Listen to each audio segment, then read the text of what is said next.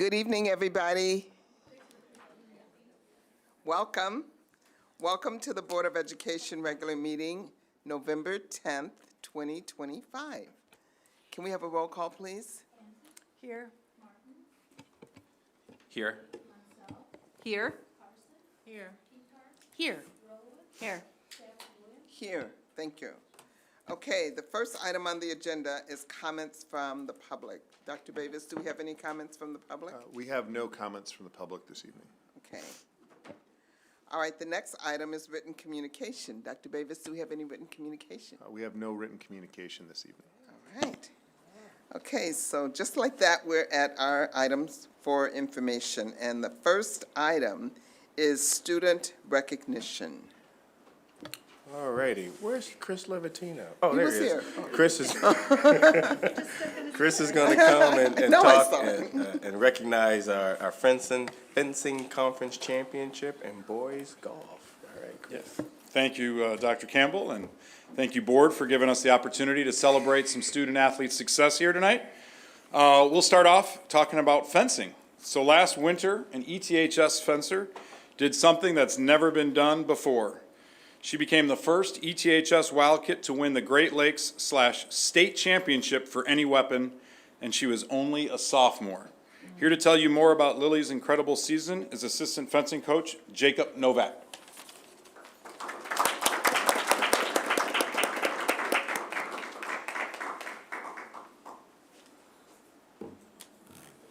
Hi, everyone. Ooh, that's fun.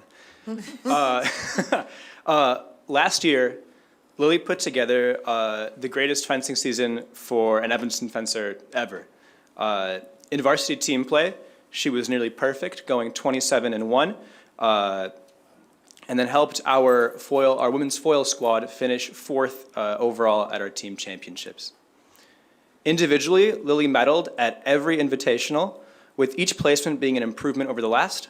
Lily persevered from a quarterfinals finish to the semis to silver until finally, the most important one, she brought home the gold. Lily's dedication to the team and passion for our sport has not faltered with her great success. So far this season, Lily's medaled again, except this time we've brought 2 golds to start the season. I often feel very lucky to have the privilege of coaching Lily, as she's put in so much work at practice and outside of practice, both in the sport and academically. Lily's a joy to have on the team, and I'm so proud of her, and I'm excited for what's to come in the future. Thank you. Lily, the board would like to shake your hand and offer a pin. Congrats.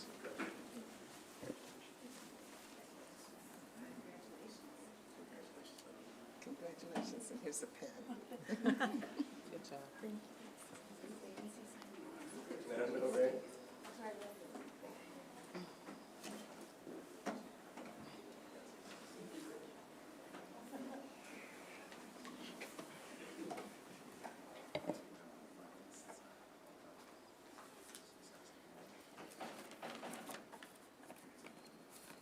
All right.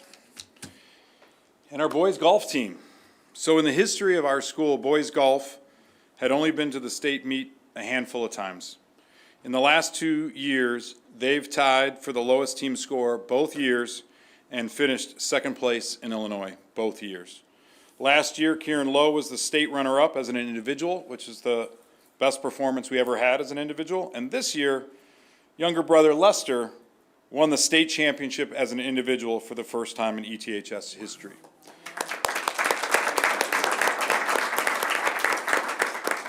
Here to tell you more about our team's incredible season is assistant golf coach Colin Selly. Colin?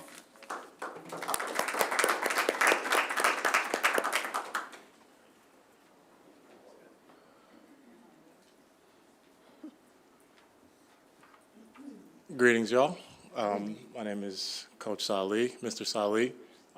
These boys, their success, their work ethic, it speaks for themselves.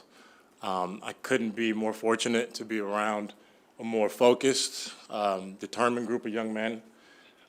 Lester, Kieran, Gam, Way, they are the nucleus of our squad, which is made up of 12 players. a hyper-competitive sport, maybe the most human sport that exists. If you've ever stood over a golf ball, it's like looking in a mirror. And you really have to dig deep and just play with your conviction. And these boys are the exemplification of patience, hard work, perseverance. In an individual sport, they really came together to make more of a team spirit. And like I said, it speaks for themselves. To tie both years is almost mathematically close to zero, I would say, in that particular sport. And we've been able to do it. And the boys are just special, and can't wait to see what they have next. Lester is a sophomore. Older brother Kieran will be playing golf next year at Boston College, so he will continue to compete. Miles Gomberg will play somewhere, wherever he chooses, and Henry Way is also a sophomore. So we got a very young nucleus, and we couldn't be more fortunate and grateful for not just who they are as golfers, but who they are as young men. So that speaks to their families and their love for the game. I also need to shout out Coach Jed Curtis, who could not be here tonight, but he's always with us. And Coach Jake Mills, who is obviously now the math chair, had to step away, but a big part of the program still. They're the reason that I'm standing here in front of you now. So thank you, Jake, and thank you, Jed. I know you're listening up there in Michigan. And we have Lester, Kieran, Miles, and Mr. Way, and they will come and shake your hand. So thanks, boys.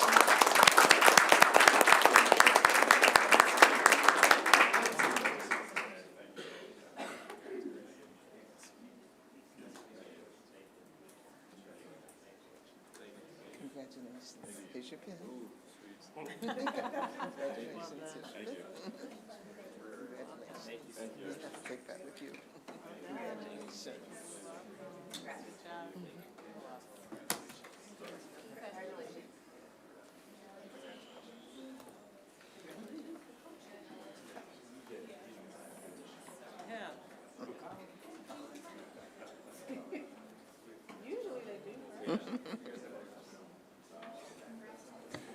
Colin, do you want to make your way around? Do the horseshoe. Yeah.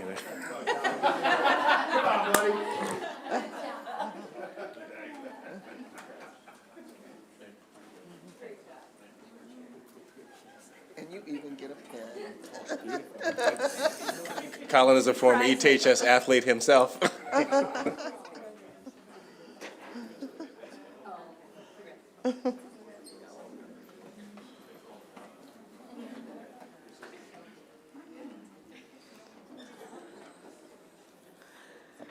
All right, what a wonderful way to start a meeting. Yes, let's keep this vibe. All right, so the next item is the data quarterly update. We're going to hear about attendance, discipline, student And- involvement. Yes, and that's from well-being. Dr. Carrie Levy. Come on up, Carrie. Yes. Yeah, I know, I'm sorry, but you can do it, have confidence. Yeah, it'll match your jacket, actually. Okay, I'm starting with the data dashboard. Start with the mic, Carrie. You need to turn it on. You want to hear me? All right. All right, good evening. So I'm doing first the data dashboard with this year's first quarter update. So I have this screen up first just as a reminder, especially with our nice new website where you find it. So it is found under, when you're at our home screen, you're at About, and then Research and Data, and then the data dashboard is there. So About, Research and Data, and the data dashboard. Okay. So I'm going to walk through, most things are the same. I'm just going to show you the one thing that we really made some changes. So the first piece that we have is very similar reporting as last year. We have our students accessing different supports, and this we report just quarterly. Every quarter, the number of students accessing the Academic Studies Center, the Homework Center, Lit Lab, Wild Kid Academy, And for those that are larger, have larger attendance, we disaggregate it by student demographics and cohort. So we have the Academic Study Center disaggregated. We have our Homework Center disaggregated, still very much the same layout as last year. And then also Wildcat Academy. That's the same. Okay, I'm gonna scroll back up. Then attendance. So this is where I'm gonna talk a little bit. So it's gonna look the same format-wise. So last year we tried to estimate the number of students, unexcused, kind of on track for unexcused, where they would be at the end of the year, where they'd be chronic truancy, and we were trying to capture kind of the number of students throughout the year where they would be probably chronic absentee by the end of the year. And what we were doing was just counting kids. We were taking the number of students and just counting up absences, unexcused or total absences. And we realized at the end of the year, that is not how the state did the calculation when we looked at the report card. So we completely reconfigured how we're capturing attendance this year. So instead of numbers, we're looking at the proportion, which is what the state does. The state formula is they take the students regardless of how many days. So a student may be here from the beginning of school or whether they enter later in the year, and that's their number of days, and then they count and they look at the percent. So we've changed our formula, so we are reporting every quarter. Students with 5% or more unexcused absence, that's our proxy as we go through the year for on track for chronic truancy. And then our percent of students with 10% or more total absences, and that's the proxy for throughout the year on track for chronic absenteeism. So we're following the state formula, and we're hoping that as we go through, it's much more accurate this year. So the pie charts here just show you the percent of students, like I said, with 5% or more unexcused, and then 10% or more total absences. That's unexcused, that's excused, and mental health. And then, excuse me, both we disaggregated by student group, and then also by cohort, the class of, whether it's this 2026 or the juniors 2027, sophomores 2028, and the freshmen class of 2029. And then it's the same for the students with 10% or more total absences, excused, unexcused, mental health, disaggregated the same way. Okay. So that's really the big change. Everything else is the same, reported the same as last year. Okay, my thing doesn't want to cooperate. All right, discipline, also reported the same as last year. We start out with a percent of students with any discipline incident. So in the first quarter, 91% of students had no discipline incidents. Where we read this, 9% had at least one discipline incident. And then with that, then we take that 288 students, we just aggregate them again by student group, by class of,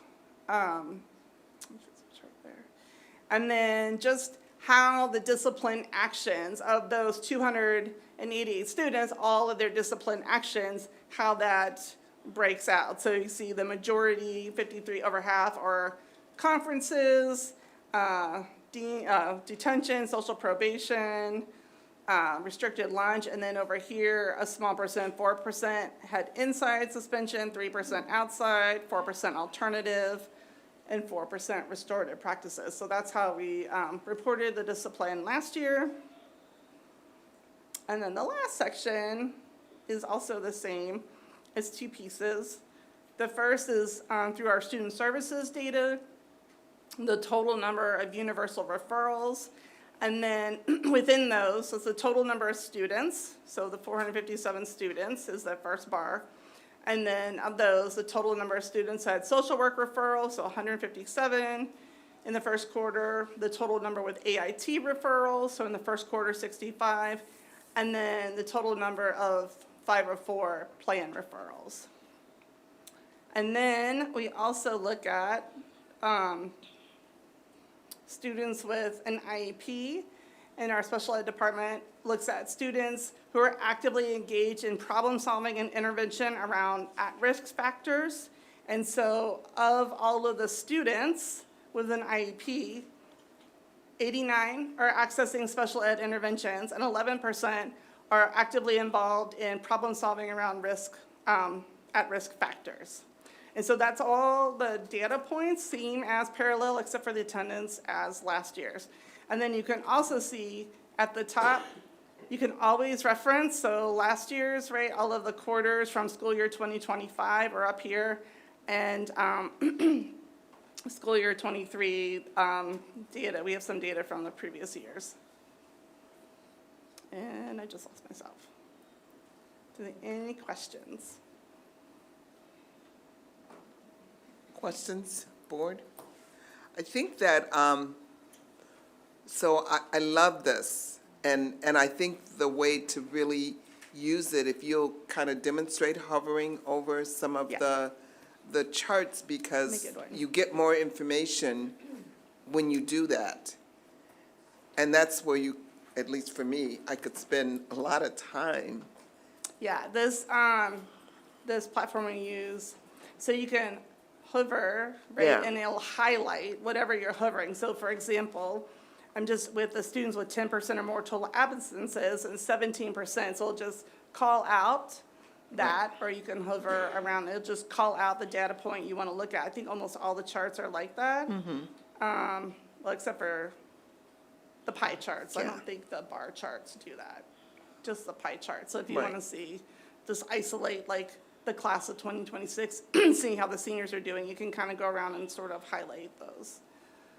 This is a nice visual Yeah, feature. yeah, I just think it's great. Thank you. Other questions, board? All right, excellent job. I just thought of a question. Oh, real quick. okay. Sorry. Great job. This is awesome. Do you have any analytics on how many people are using it or looking at it? I'm curious if the community is paying attention. Oh, I have no idea. That might be a question that our communications office could help with if they know how people use our website. It's really, Yeah, but- I'm just curious. If that's available sometime, let Yeah, us that's a know. good question. Kind of curious, we'll look yeah. into that. Thank you.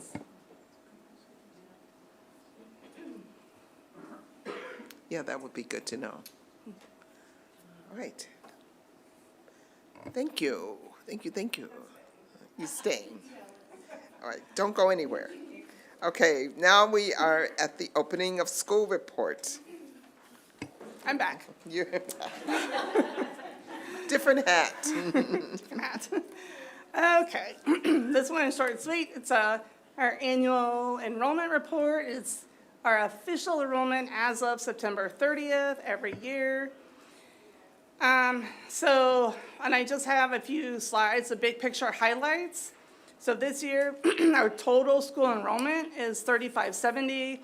And every year I report like 5 years. So you can just see there's just been a little bit of a trend down over the 5 years. Excuse me. And then in the report, all of our student groups are disaggregated by race, ethnicity. And so these I have for 5 years. You can see the trends. So almost all of them, the trends in the number and the proportion or the percents are kind of going down, but that parallels with our trend, overall trend, enrollment ticking down slightly. So we have this year, 22% of our population, excuse me, is African American Black. Our Hispanic Latinx is the only population that's kind of everywhere, just every year ticks up a little bit, so they're 20.8, almost 21%.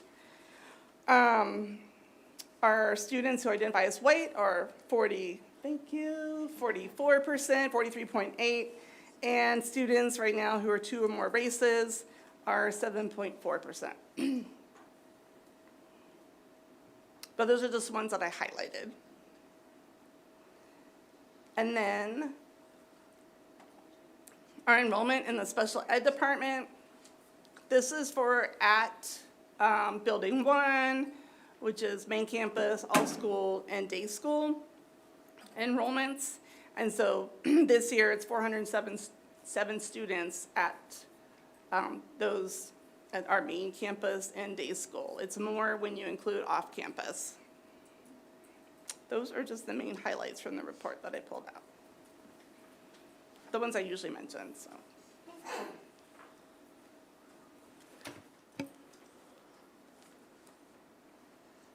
Was thinking about the numbers, the enrollment, particularly of African-American students, and how that coincides with the number of African-American families leaving Evanston. Or I guess it doesn't, right? It's not as big.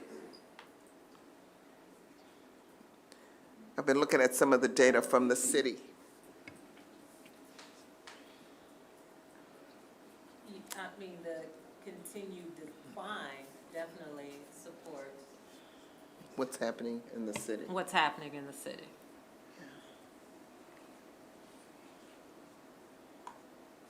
I don't know how that would compare, like proportionally, since we're like a small group Right. of the larger city population. Right. Yeah, And maybe, only people with kids in the, yeah, something to think school. about, you know, how to make sense of it all. right. Pat, you had a question? Yeah, just a quick question. So I noticed that there was a gender breakdown, and it was just male, female. And I Yes. was wondering, do we not have non-binary because the government doesn't use that, or what No. is the? We do. Okay. But at this time, it's too small to disaggregate that across. So the gender is disaggregated by race, ethnicity, and grade. Mm-hmm. And so students who identify as non-binary, it's too small to disaggregate it Got it. across all of those. Got it. Okay, thanks. But you can, like, if you look across, I mean, it's just doing math, but if you see any numbers that don't add up, that difference would be students who are non-binary. So they're in there, just not named. Yeah.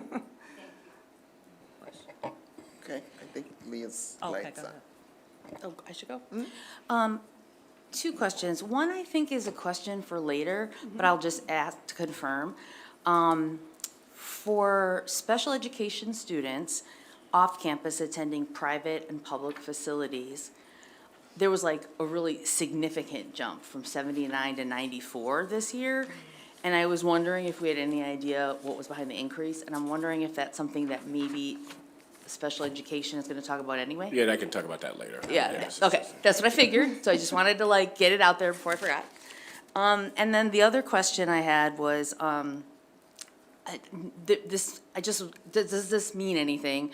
In looking at the, you know, we know enrollment's going down, so when you look at class enrollment by department, you know, generally it's going down because there's less students, less, class enrollment. But it's a little bit more significant, in CTE, Fine Arts, and World Languages. Does that mean anything? I'm gonna put that to Pete. I don't know about department. You know, it's probably too early to tell if there's a pattern there because last year it was up. So if you look Okay. across, it goes from 2010 to 1903 to 2027 to 1854, so it seems to be fluctuating. But we'll look more into that. We'll have a firmer idea on what that means once we do our sectioning this year. Thanks. Monique? No, I'll wait until the special. Okay, special item. All right. John? Yeah, I had a couple questions. In terms of the overall decline in enrollment, do we have projections of what we expect that to be over the next 1, 3, 5 years? No? Okay. The one thing I was looking at when I was looking at, it's labeled Part 1A at the top, and it has that kind of, that nice grid laying out, like grade 9, 10, 11, 12. And if I'm reading this correctly, like, the way I look at it is, if we start in the upper left, there was 1,007 students back in the 21-22 school year at grade 9. And then I just read it diagonally down, following that same grades progression through the school. Is that interpreting it correctly? So by 24, 25, when they're grade 12, it was down to 894, which is substantial, right? That's 10%. Yeah, yes. Do we know the factors that contribute to that? So the That one's a little trickier to look at Yeah. it that way, and we try to Okay. capture it in the Part 1B, because this one also includes students who are reclassified. So you may have started out in ninth grade and maybe not have enough credits to go on, and so they would be counted here, because this is by grade, not cohort. Right. And so say, by the time, say if you're looking at that group and you're saying, okay, in 2023, grade 11 is 953, that could have some students who are in the cohort before they're in grade 11, that can have some students that should be in there that are still in grade 10, so Yeah. there's a little bit. It's not necessarily But apples on to the next apples. one, it's hard to put it all together, but in the next one, in Part 1B, there is that number. It just doesn't tell you by which cohort they are, the reclassified is the, so of that 1,007, so for example, that top left that you were looking at, 2021, 22, of that 1,007, 67 of those students, that they're identified as reclassified, so they're from a different class. So it's like 940 of the incoming freshmen, plus another 67 students still identified as grade 9. It's kind of moving every year. Yeah, I can see that.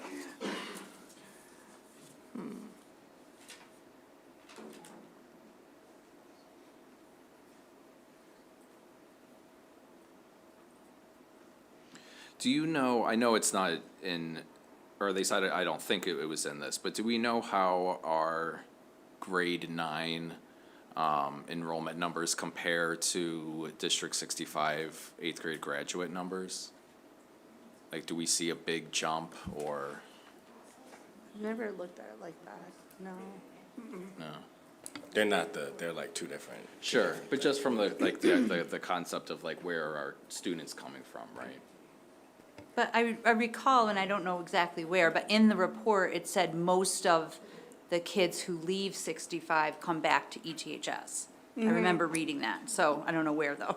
But I read it to, for this board meeting. Yeah, And we do have a good portion of students who enroll from outside of District 65. Okay, yeah, So- where was that? Sorry if I missed that. I don't think I decided, we don't have like where they come from. Well, but even just the percentage, like, I can look that up and get back to you. Okay. We don't have that in here, but that would Oh, be, like, I okay, see what you're okay. saying. yeah. Yeah, Okay. We get a number of kids from private and parochial schools. Right. Private parochial coming from out of the country, out of state, Yeah. CPS. Other just coincidental moving in prior to freshman year and, yeah, Yes. okay, thank you. okay, other questions, board?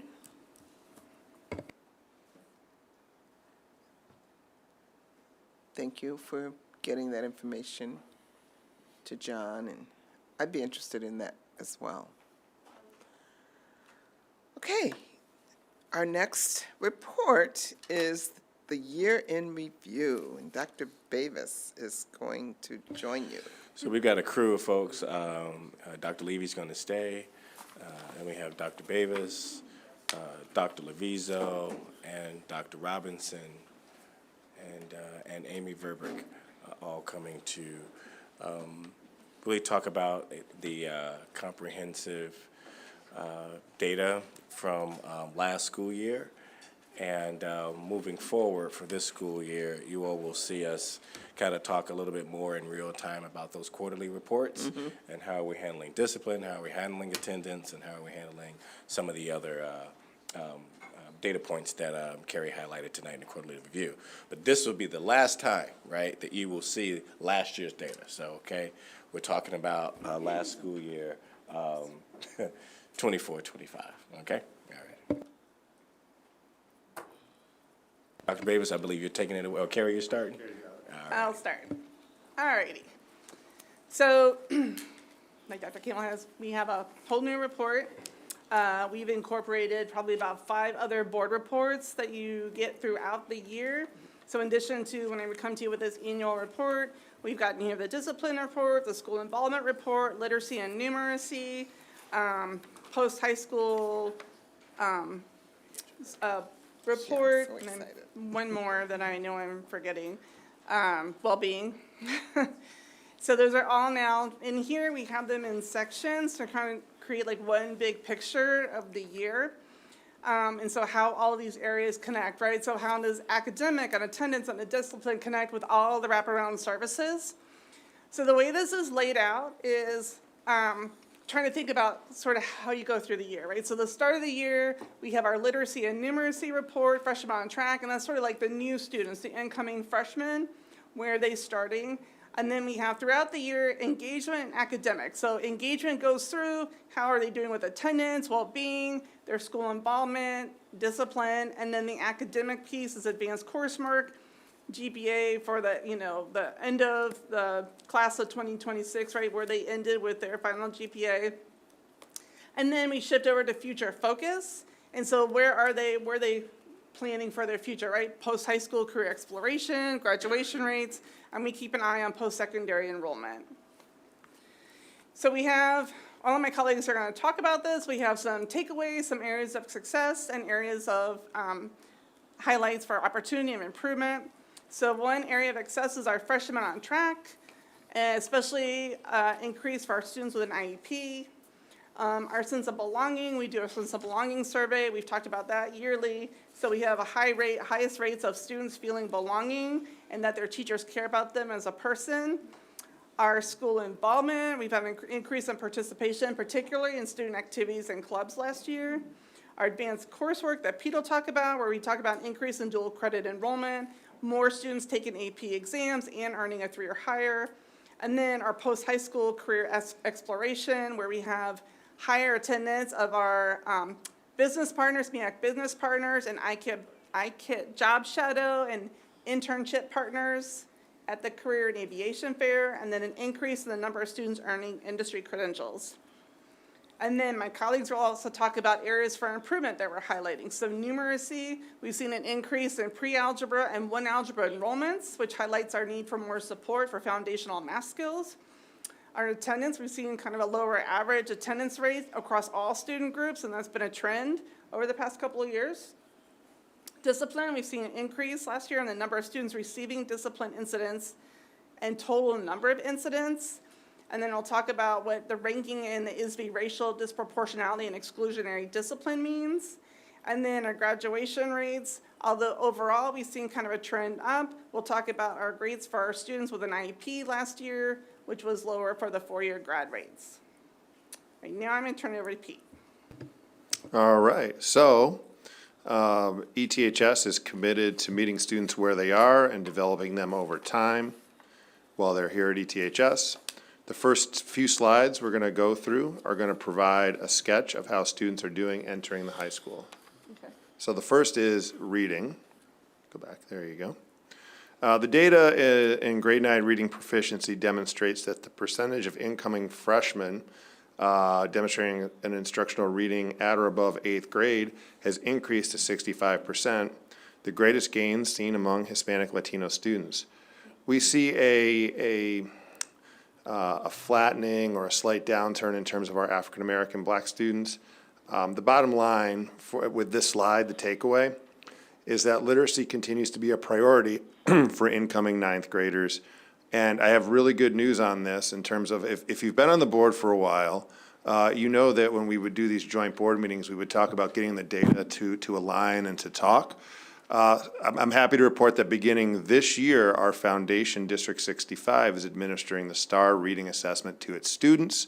That aligns to the STAR Reading Assessment we give here, 9th through 11th grade, so we can create we can really look at student growth across both districts. And if you've sat at this board for a while, or if you've watched from home, you know how big a deal this is. Yeah. So that's a huge takeaway. Yeah, we're ready to keep rolling. All right. So the data in the next 2 slides are on numeracy. They spotlight pre-algebra and 1 algebra enrollment. We see a significant increase in the number of sections needed for both pre-algebra and 1 algebra between 2023 and 2025. Students' enrollment in pre-algebra has increased 207%. We talk about meeting students where they are, and that's exactly what we're doing. We take that very seriously in terms of how we do that. The bar charts here illustrate a key takeaway. More incoming students require intensive foundation math support than in previous years.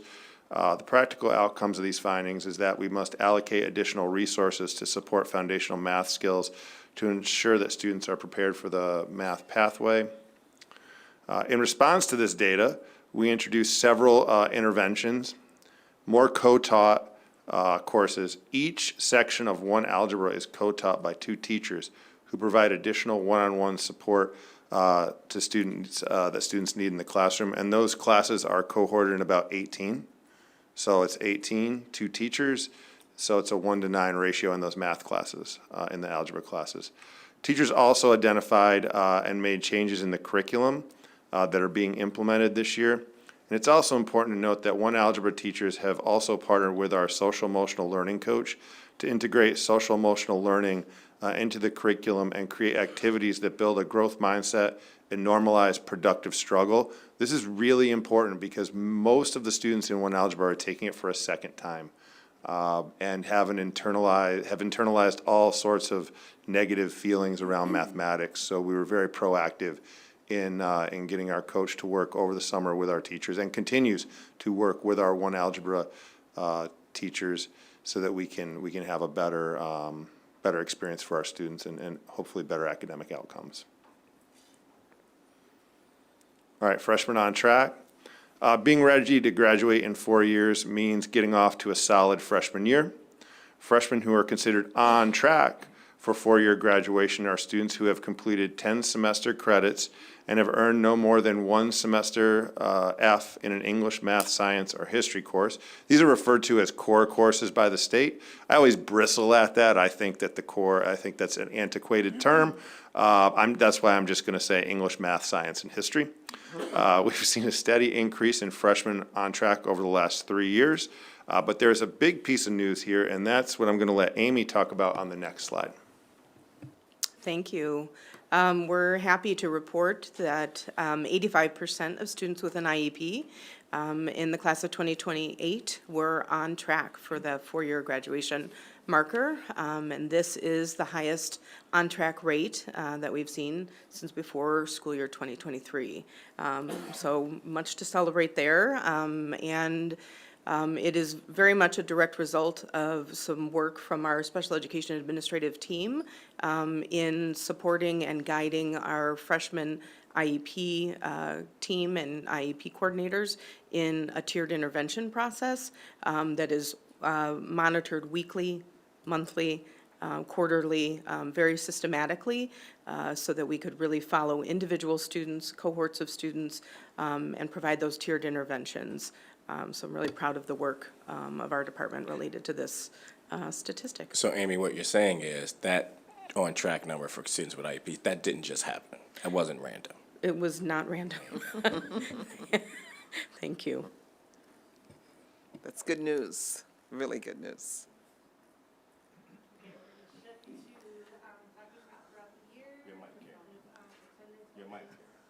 I'm sorry. We're going to shift to talking to engagement variables throughout the year. So I'm going to start with Mia. Dr. Leviza. Hi, everybody. I think it's no surprise to anyone that across the country, there are just, the attendance numbers are just grim. And given that, we're still doing much better than other schools. And our numbers are, this is still going to always be an area of growth for us, and we're intentional with the work that we're doing to wrap around our students to provide opportunities for growth in this area in many ways. But just something to note is that the average attendance rate in school year 2025 was 91.8%, and it's the same as the Illinois state average. However, we did see a decline in our numbers from the 2024 school year. But again, as I said, we're working vigorously, and intentionally, as a student services team in collaboration with other departments to implement a comprehensive support system to address that.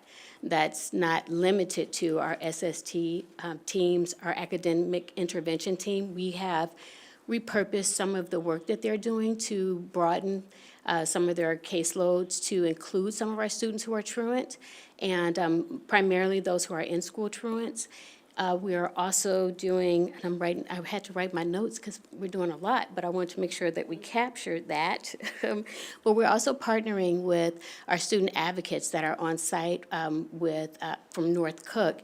And we have 2 new ones that have just been amazing and very collaborative. And the work that they're doing is, again, aligning with our goals, and again, with our strategic priorities as well.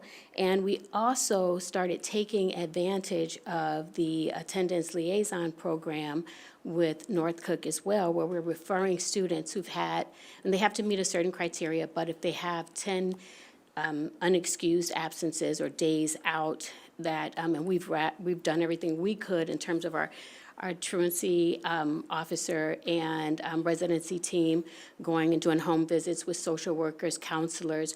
There's just a large group of staff that are trying to be intentional with everything that they're doing to address this serious issue with attendance.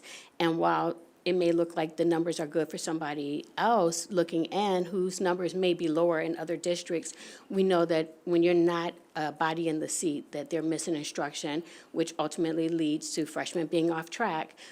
Also, our graduation rates declining. So we're really working and being intentional with our support.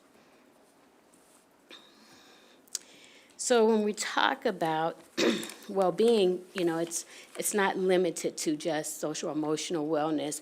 It's how students see themselves in school, their mental health, but also their social interactions and things like that. And so we support them throughout our MTSS system, our multi-tiered systems of support. I think you will be excited to know we're really increasing our efforts with expanding our MTSS. But that's something you'll learn about next year.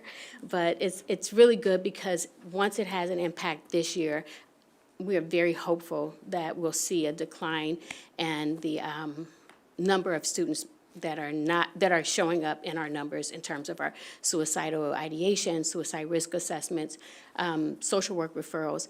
But we have to keep in mind that sometimes what's happening in our social world impacts how students respond. And we're trying to be intentional with our social work team, our academic intervention team, our counselors and psychs are really trying to hone in on our Tier 2 interventions. This is something I talk about all the time, so I don't know why I'm nervous. But I think it's something that's so important and it's so critical. Something to note with our 3 tiers, you know, knowing that our Tier 1 is where we hope to have 80% of our students. We have a lot of programs that we're trying to implement. We have things that are common that we do, our Wild Kid Futures Day, FASH, and all of those things. But we're looking at being more robust, even in meeting and expanding that. But our Tier 2 is where we find a need for our students, and that's where we'll see like 10 to 15% of our students, and those are more intentional interventions, and that's where you see our social work groups and things like that, and our counselors will be meeting with students as well. And our Tier 3 is our very intensive. Our goal is always to keep that to 1 to 5% of our students, but then that's where you see our students who have alternative placements, we have alt school, and we're working on trying to get some other things in place that can help support those students with our highest needs. And looking at our suicide risk assessments, it's just something important to note. Sorry, thank you. I'm not going to drink it, though. While the numbers, anytime we have to report numbers such as these, it's something that is impactful to all of us, and it pulls at our heart. However, it is important to note that we are seeing a downward trend in our suicide risk assessments. We saw that in our first quarter, but also from last year. There were 137 total suicide risk assessments with 94 students. And it is a decrease from our school year 2024 in both the number of students assessed and the risk assessments. Also keeping in mind that we have unique students, so we have these numbers, while it being, there are multiple, sometimes some students have multiple risk.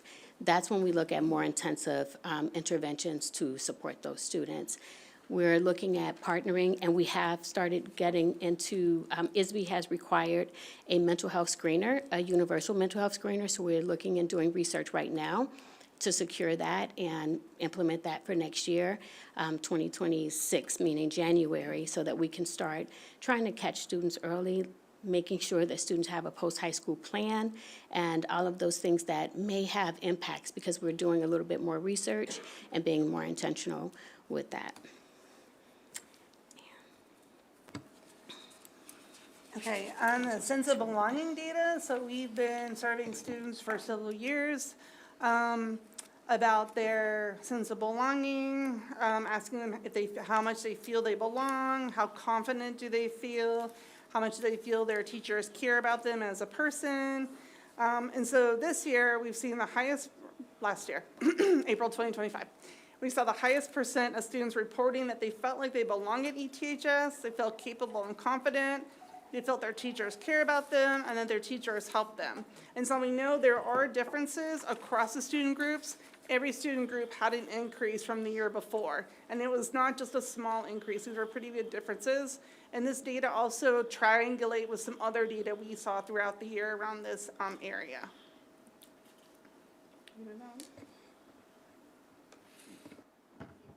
I'm sorry. Batter up.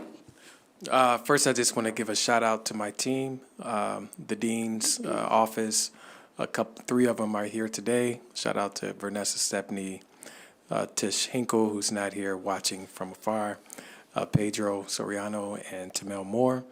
And also appreciate my team in the upstairs in student activities, led by Denise Clark and her team, as well as our community service with Aaron Clays and the work that they're doing. It's weird. The air is weird over here.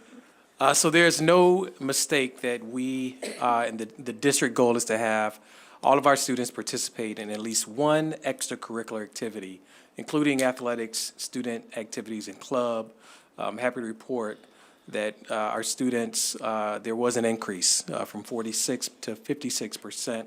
And from 2024 to 2025. We're tag teaming this one, Ms. Verber. Yep, all No, good. thank you.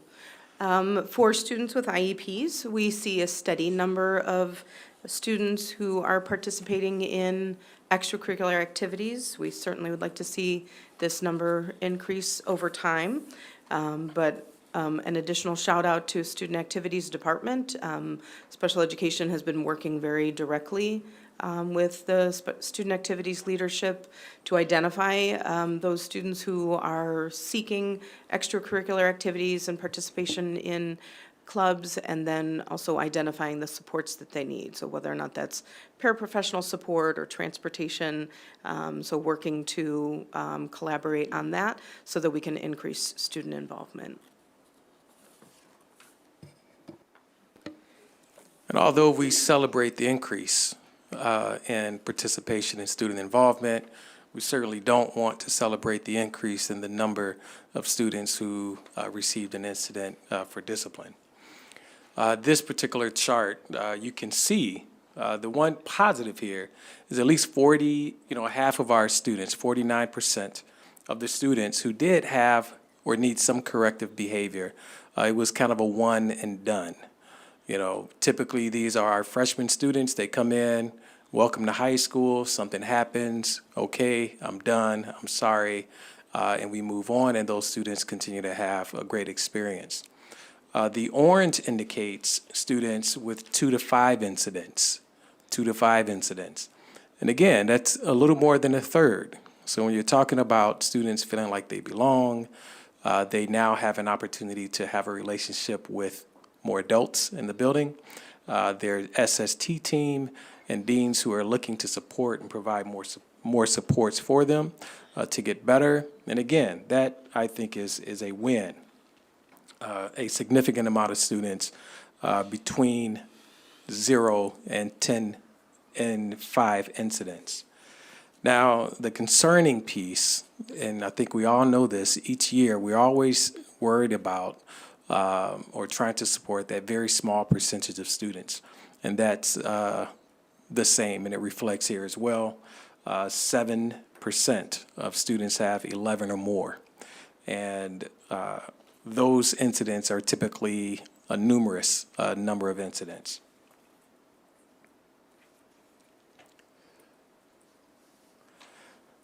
And again, unfortunately, we're looking, when we disaggregate the data, our African-American and Black student who I identify as such, they kind of lead the category in incidents. Having the more numbers and the most incidents. And again, it's broken down by year. And this one's also broken up by ethnicity. And again, you'll notice our African-American males, although there are 183 students, they made up 911 incidents. And I'll highlight also our girls. There were 120 African-American girls who made up 408 incidents. And again, that seems to be a trend throughout the school year 2023 and 2025 as well.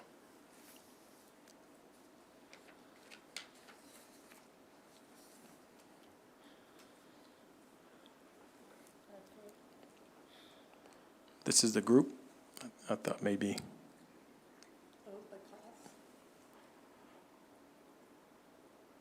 By graduation class, I can't see that. Oh, it's all good.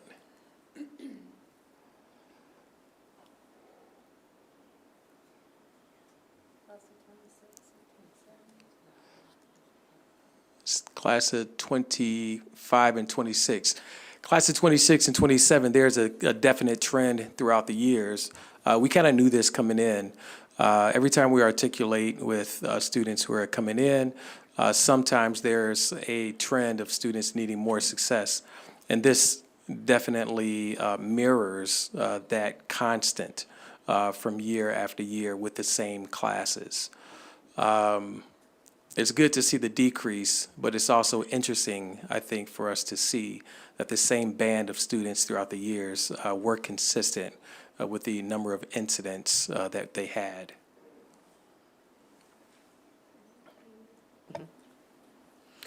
So as Dr. Robinson mentioned, when we look at this disaggregated data and then look at it for students with IEPs, we continue to see patterns and concerns. For school year 2025, 24% of students receiving discipline incidents were students with an IEP with an N of 186.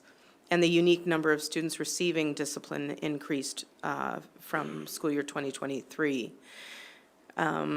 Additionally, the total number of discipline incidents students with IEPs receive also increased over time, from a total of 549 incidents in school year 2023 to 1,079 incidents in school year 2025. And a sobering statistic and number that we're grappling with is in school year 2025, 43% of total suspensions were administered to students with an IEP.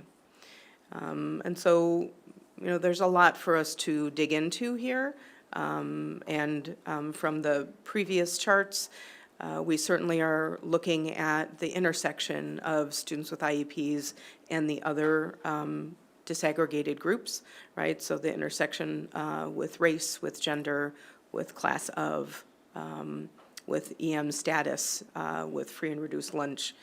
We know that there are intersections there that we need to address and look at our interventions and programmatic supports. We have been looking at this data and we have made some moves this year around some of our programmatic structures to provide more support to some of our students. We also know that some of this pattern data is what we as IEP teams need to consider when we think about more supportive programmatic supports and/or placements for students with IEPs when we see patterns of disciplinary incidents. I do also want to acknowledge and shout out Dr. Robinson and the Dean team, special education, and our Dean team work really closely together.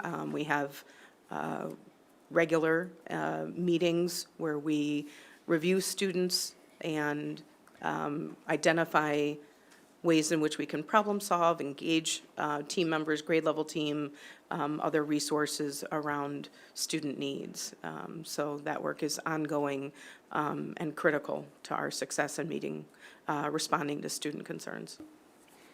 I'd be remiss to not acknowledge the work of Anthony King, our restorative justice coordinator, who also has done a lot of critical work with all of these students.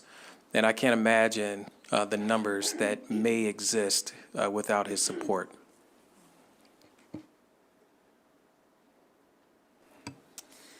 Okay, so the last part with discipline is the exclusionary racial disproportionality ratios from the state. So ISB defines this as the ratio of the percent of students of color receiving suspensions over the total number of students of color relative to the percent of white students receiving suspensions over the total number of white students. And that's the ratio they use to determine this exclusionary racial disproportionality. So this chart, but it looks like it's hard to see that. So last year, we had 7.5% students of color compared to 1.2% white students with suspensions. And a quick note that the state definition is suspensions and expulsions, but we don't have expulsions, so already it is really just focused on suspensions. And over the past few years, our ratio has gone down, and just have to look at the difference between the two different proportions. They sort of changed slightly over the years, but for example, between school year 24 and last year, the percent of students of color reduced from 9.2% to 7.5%. So but that's how we are annually have been on their list of schools that meet this. It's just based on the proportion of our different student groups.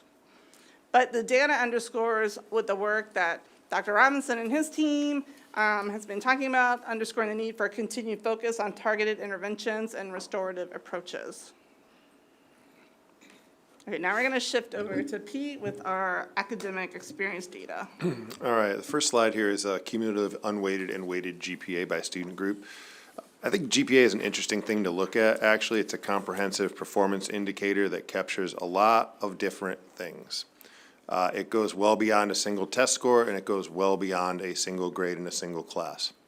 So what you see is the class of 2025 had an average unweighted GPA of 3.25 and an average weighted GPA of 3.61. What's interesting here is that most student groups had average unweighted GPAs above the ISB's college and career readiness marker benchmark of 2.8. There were times when I would do this report where many groups were under the 2.8. So that's a move in the right direction for the unweighted GPA. And again, that's a cumulative piece, but it is trending in the right direction.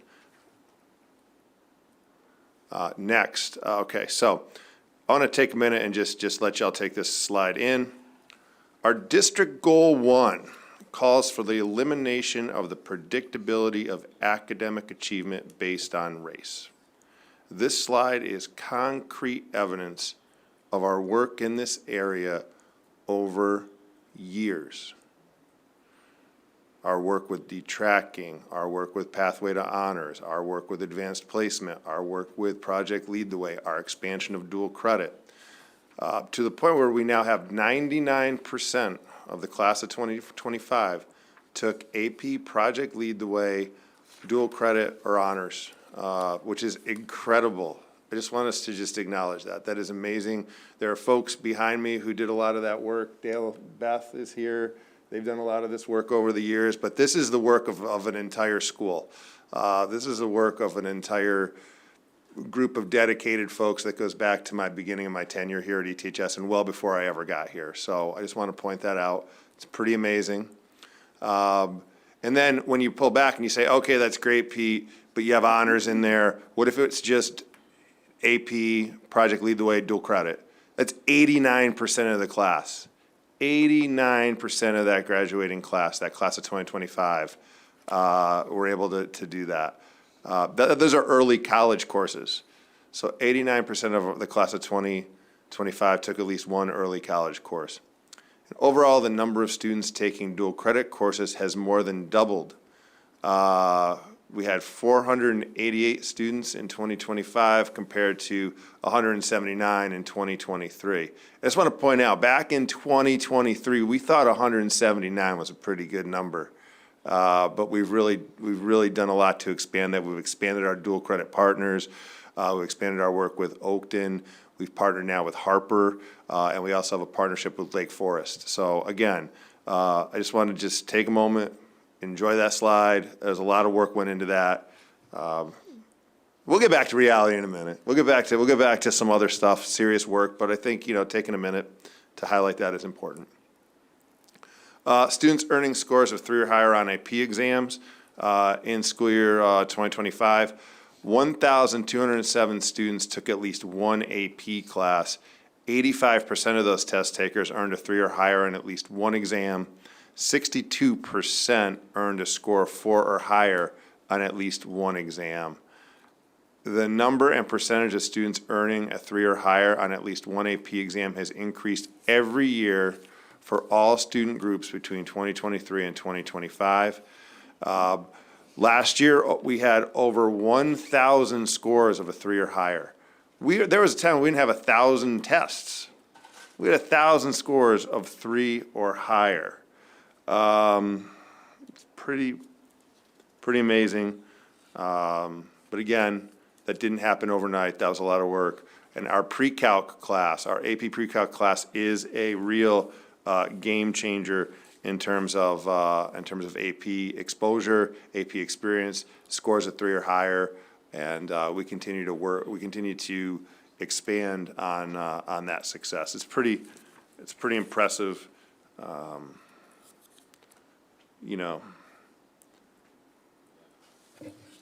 Pretty amazing. All right, let's keep going. We had the post-high school planning.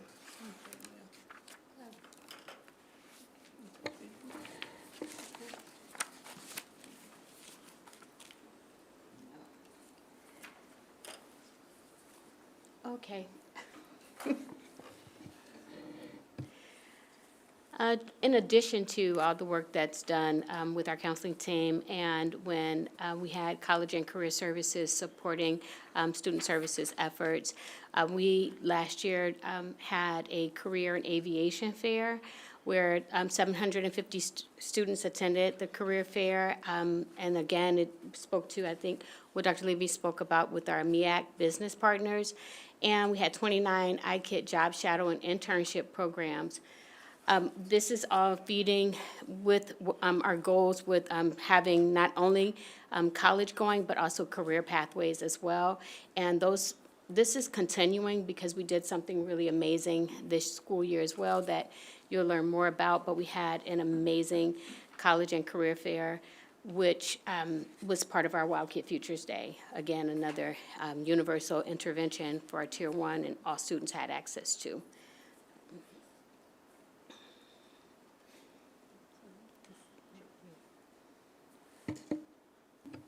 Our work-based learning experience, we had 57 students participate in Job Shadow during spring break.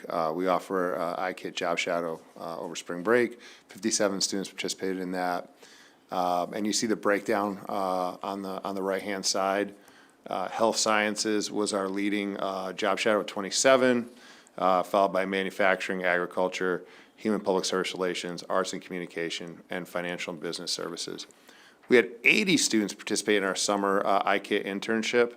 And again, that breakdown kind of is interesting as well. 39 health science and technology. We had 10 manufacturing, engineering, and trades, human and public services, followed by hospitality, business marketing, education, arts, and communication. These are all through our partners. And one of the things that helped to make this possible and to continue, we're going to continue to do this, is our works with our hospitals in town and our healthcare providers. In addition to that, though, we're looking to expand this into some opportunities in the trades in the year to come. So, through our partnership with the Trade Collective. And in addition to what Dr. Bavis reviewed related to those work-based learning experiences, which could include students with IEPs who participated in those, the Special Education Department also provides work-based learning experiences for students with IEPs who have more complex needs. We had enrolled 35 students in 25 on-campus or community-based vocational training sites in school year 2025. And we maintain those 12 ongoing community vocational partnerships this year, and endeavor to add additional community resources in alignment with students' transition plans and career goals. But we're proud of the work that is in alignment with the district work-based learning opportunities, but then provision of special education supports in that realm as well. All right, we have graduation rate. Four-year graduation rate for the class of 2025 was 93.9. And the five-year graduation rate for the class of 2024 was 95.4, both of which are increases over the prior year graduation rates. They're there for you. We do a 4- and 5-year graduation rate, and we're ahead of the state in both of those metrics. I think that's an important benchmark as well. And when we look at graduation rates for students with IEPs, we see that the 4-year grad rate for the class of 2025 was 68.6%, which is lower than previous years. And the 5-year grad rate for the class of 2024 are 85.6, which is an increase over the school year 2024. When we look at that number of 68.6%, we remember and recognize that students with IEPs are afforded education past 4 years if it is deemed necessary per their IEP related to their transition plan. And so some of the factors that come into play here are that we did have a larger cohort of students in the class of 2025 who stayed on for transition services and will likely stay on for the 4 years that they are afforded per IDEA based on the level of needs that they have. But I can also make a correlation that that number is lower because of some of the previous data that we've reviewed tonight related to our attendance rate, which has had an impact for students with IEPs as well, meaning that students are in position of credit recovery and recoupment of credits lost because of the truancy and attendance factors that have been impacting student success. So, that will fall into that 5-year graduation rate number. And finally, we're going to look just briefly at post-secondary enrollment. We do keep an eye on this. 75% of the, and we look at students who enroll in a post-secondary institution within 2 years of graduation. So that's why we don't have the 2024s up there. It's just so we're clear. 75% of the students in the class of 2023 had enrolled in a post-secondary institution within 2 years of graduating from ETHS. And you see that prior to that, it was 78, 81, 77, 79. The class of 2023 was the group that they had their COVID online year was junior year. I know that well because it's my kid's class, so that's one of my kids. But, this data speaks, there's a national trend too this is why we have to be very serious about how we provide post-high school planning for our students. It's something we've been working on in the last several years. That's part of the work with our ICAPs, which are in here. We talk about ICAP completion. We also do our career exploration work, our work with the Trade Collective, And just because we want students to be able to make informed choices, and I think that is critical. So if we can look at this and look at it again down the road, I caution against making any inferences about the percent that enroll. To me, it's the percent who make an informed decision and enroll. And I'll say it, I said it last time, I'll say it again. The most expensive degree is the degree that is incomplete. And we want to do as best we can here to provide post-high school planning for students that really says, ultimately, you need two pieces of paper. You need a high school diploma and another piece of paper, whether it's a certification, whether it's an associate's degree, whether it's a four-year degree, or some other piece of paper. But we really are very clear that it's really a two-piece of paper. High school diploma is not enough, and that's why we've expanded our partnerships with folks like the Trade Collective. So that concludes the presentational part, and now this entire panel and the folks behind us are gonna be open for questions. And the way it's gonna work is this: if we ask a question and the folks on the panel don't have all the details, we may phone a friend back here, and our friends will come up to the podium and answer that question. I do ask that we be brief in our responses, given the time constraints of the evening. You hear that, Dale? Be brief. I looked at him. But yeah, we're open and available to questions. Well, thank you for the comprehensive report. It's very thorough. I feel like I have a really good sense of the areas that we're doing well at, as well as those that we really need to continue to look closer at.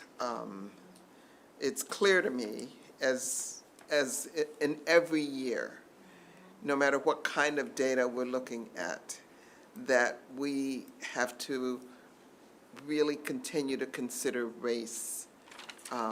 That disparity continues to just be highlighted in almost every area.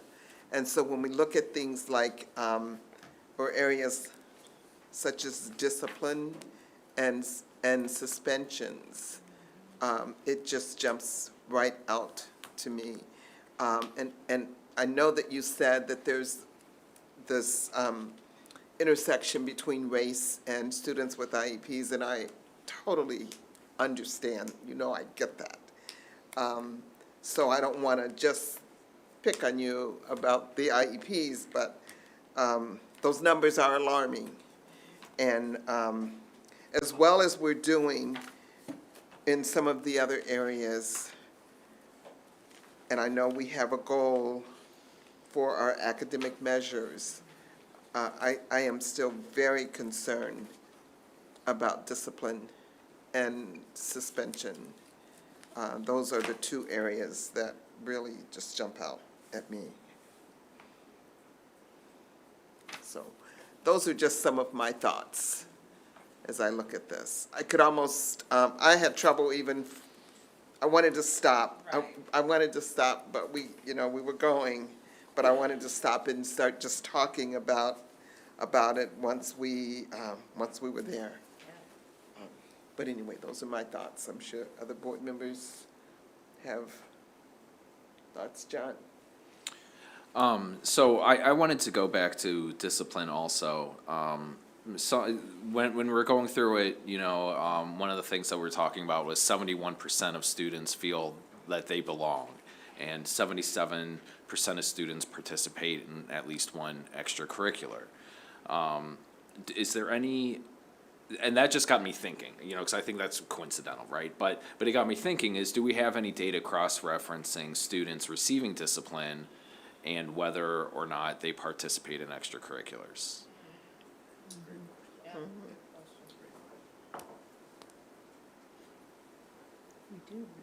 Can we get the data? Is it do we have enough of granularity there to be able to do that? Go ahead, Pete. Go ahead. I was going to speak for Carrie. She looked over at me and was like, but go ahead, Marcus, sorry. Okay, I was going to say, yes, we have rosters, we have IDs, we can cross-reference that and get a number for you. I mean, I have a hunch, Looked at that before, though. You know, Seems like We have. I think we've looked at it in terms of like, definitely looked at it in terms of like GPA, we've looked at it in terms of athletic Yes. participation and Yes. GPA. I'm fairly certain that that tracks within season too. Yeah. But, you know, broadening that out to clubs and activities is another way to look at it as well. So I think we could, Because I think that goes along well with the goal of having every student participate in at least one extracurricular. What are like, what are those initiatives look like to try to get everyone? Are there specific things, or is it more a big picture type goal? I'd say there's a great effort with trying to get students to get engaged. Yeah. And it really comes down to relationships. And for those students who we see who are not engaged, trying to find out, you know, which adult in their life knows the kid enough to say, hey, let's go try this out. So I know that's happened. You know, I've personally been able to connect students to different programs through student activities. But how frequently does that happen? I don't know. But I know there's some anecdotal data as well with those students who are in season. You know, you don't see those students participating in inappropriate behavior that's causing them to go down. You know, so having that support in season especially, and the support of the coach. You know, it's not uncommon for the dean's office to get in contact with the coach as a means to support and say, hey, we're having some you know, concerns here, can you help us out? And they do partner in best supporting the students. And that goes not just for athletics, but it goes to other activities and clubs as well. Yeah. Okay, that makes sense.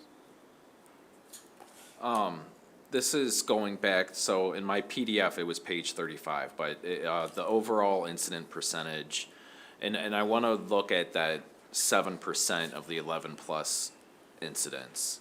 So it looked like the population for the prior year was 779 incidents. 7% were 11-plus incidents.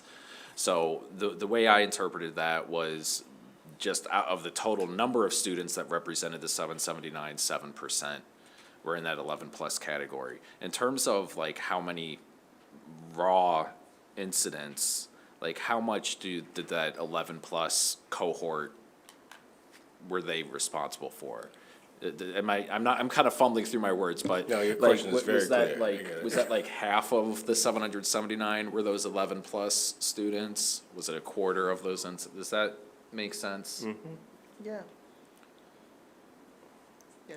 So like, yeah, so like this bar chart, like, you know, it does a good job, but like if we looked at it in kind of taking into account like the weighted average, or what does that look like? You know what I mean? I do. Yeah, I don't know if I cut it up that way, but I can look at that. okay. We used to I'd be cut it up that way, Carrie, previously. And we're taking notes because the kinds of things that you really want to see in Yeah. this, we're going to make sure that this is included in previous and more comprehensive review. reports. So it reads like you wanted to see it. Yeah, I'd be interested in that for sure. Okay, last one. So this is also on the racial disproportionality based on so is that based on the total number of incidents, or so it's a similar question, total number of incidents or total number of students? So does a student that perhaps had 5 incidents go into the numerator 5 times or 1 time? 1 time, okay. Just wanted some clarity there. What's that? Yeah. Sorry. We did. We asked that question before. Yeah, that one was more cut and dry, Yeah. for sure. Yeah. All right, thank you. This was excellent. Mira? Okay. Yeah, as far as reports go, and I'm always taking notes because you guys are my role models, and I really appreciate the types of reports you're providing us. I think this isn't really a question, but maybe just some thoughts on, as we move forward. We're disaggregating almost everything, but not suicide risk assessment.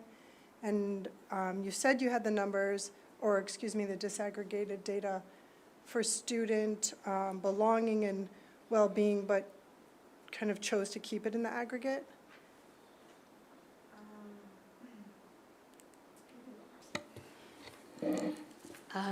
So we don't keep a breakdown of, are you saying, like, are you asking about racial identity or race and the suicide risk numbers? Yeah, we could look at a way of doing that, but I'm wondering because of the decrease, the number of students, if it could become more identifiable, just because the number is, I mean, it's significant. It is significant, but it's still low. And when our mental health professionals, are meeting with them, we're not taking that into account, right? We do have their student ID numbers, though, so there's a way that we probably could do that without any problem. I do think it's important for the reasons of understanding how systems of oppression, whether it's white supremacy, whether it's, we're looking at gender, and we're looking at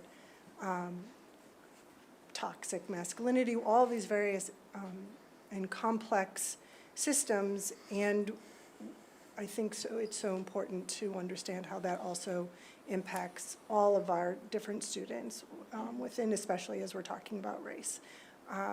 And one of the things that I keep thinking about is the inferences, as you mentioned, Dr. Bavis. We're looking at our students and we're talking about how they're not achieving in different ways. And you know, I respect and think highest of our staff. However,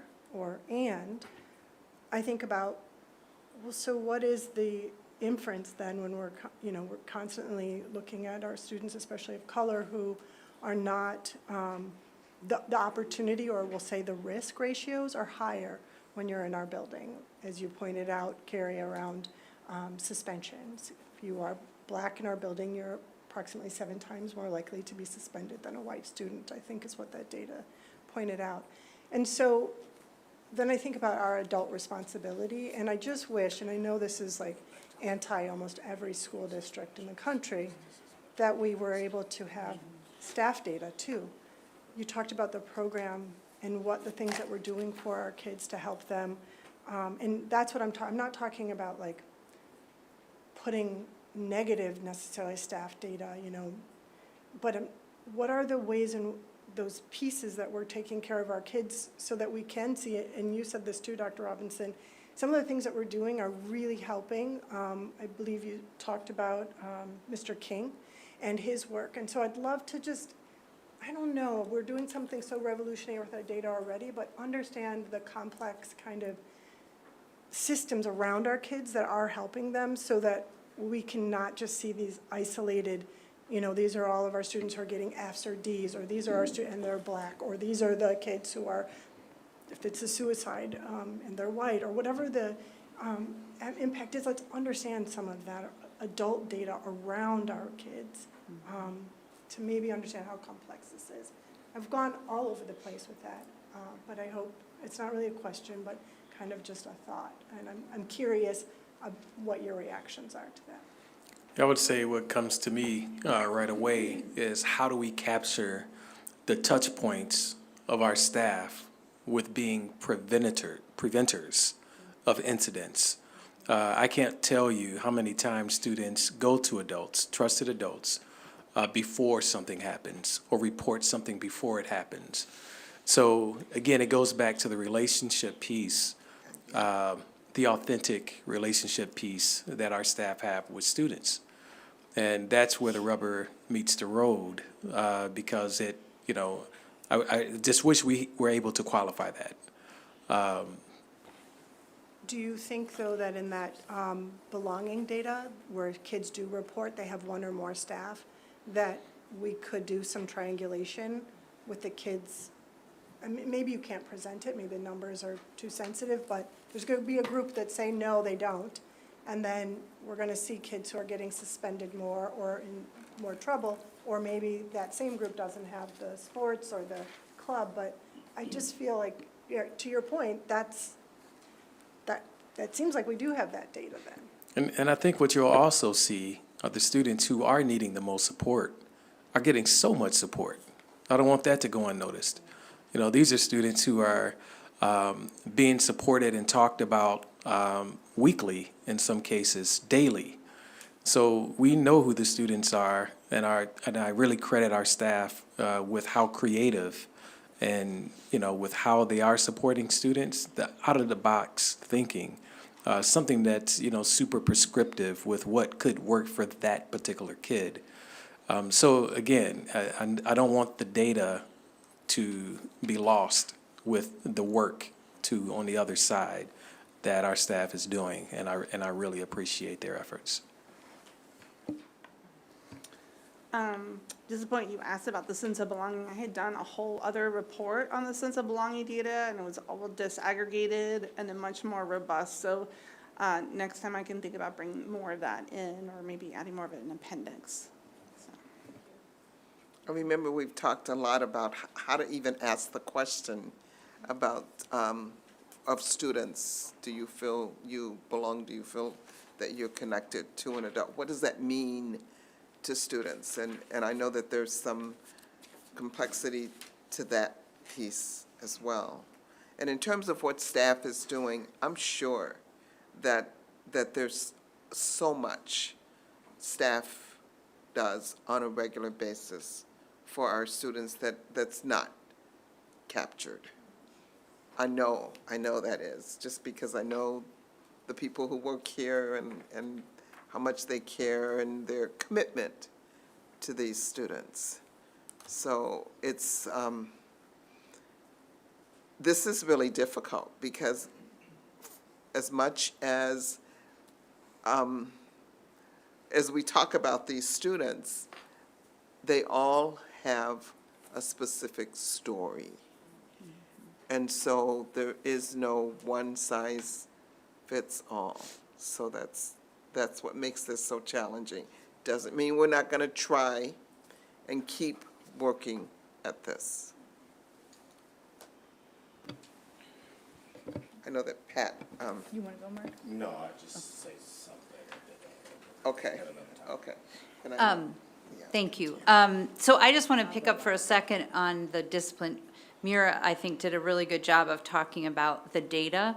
And Keith, you talked about how there's all these different things going on and conversations about individual students happening all the time. I think we've talked about this in terms of GPA and achievement and kids who are struggling academically.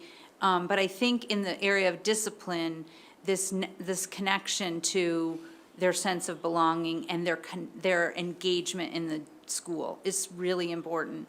And I know with our athletes, we've done a lot of, that making those connections. They have those study tables. I'm kind of jumping around, but the concept of engagement in the school in whatever, whether it's chess club or football or anything in between, I think is really an important part because it is a positive. It's not seen as a negative. And so building more of that positive, I think, is really important. So to the extent that there's a checklist, which I know it isn't an official checklist, but I really think that's something we should, and I'm sure you are, but I just want to enunciate, that's something we really need to focus on with the kids, particularly the 106 that were suspended.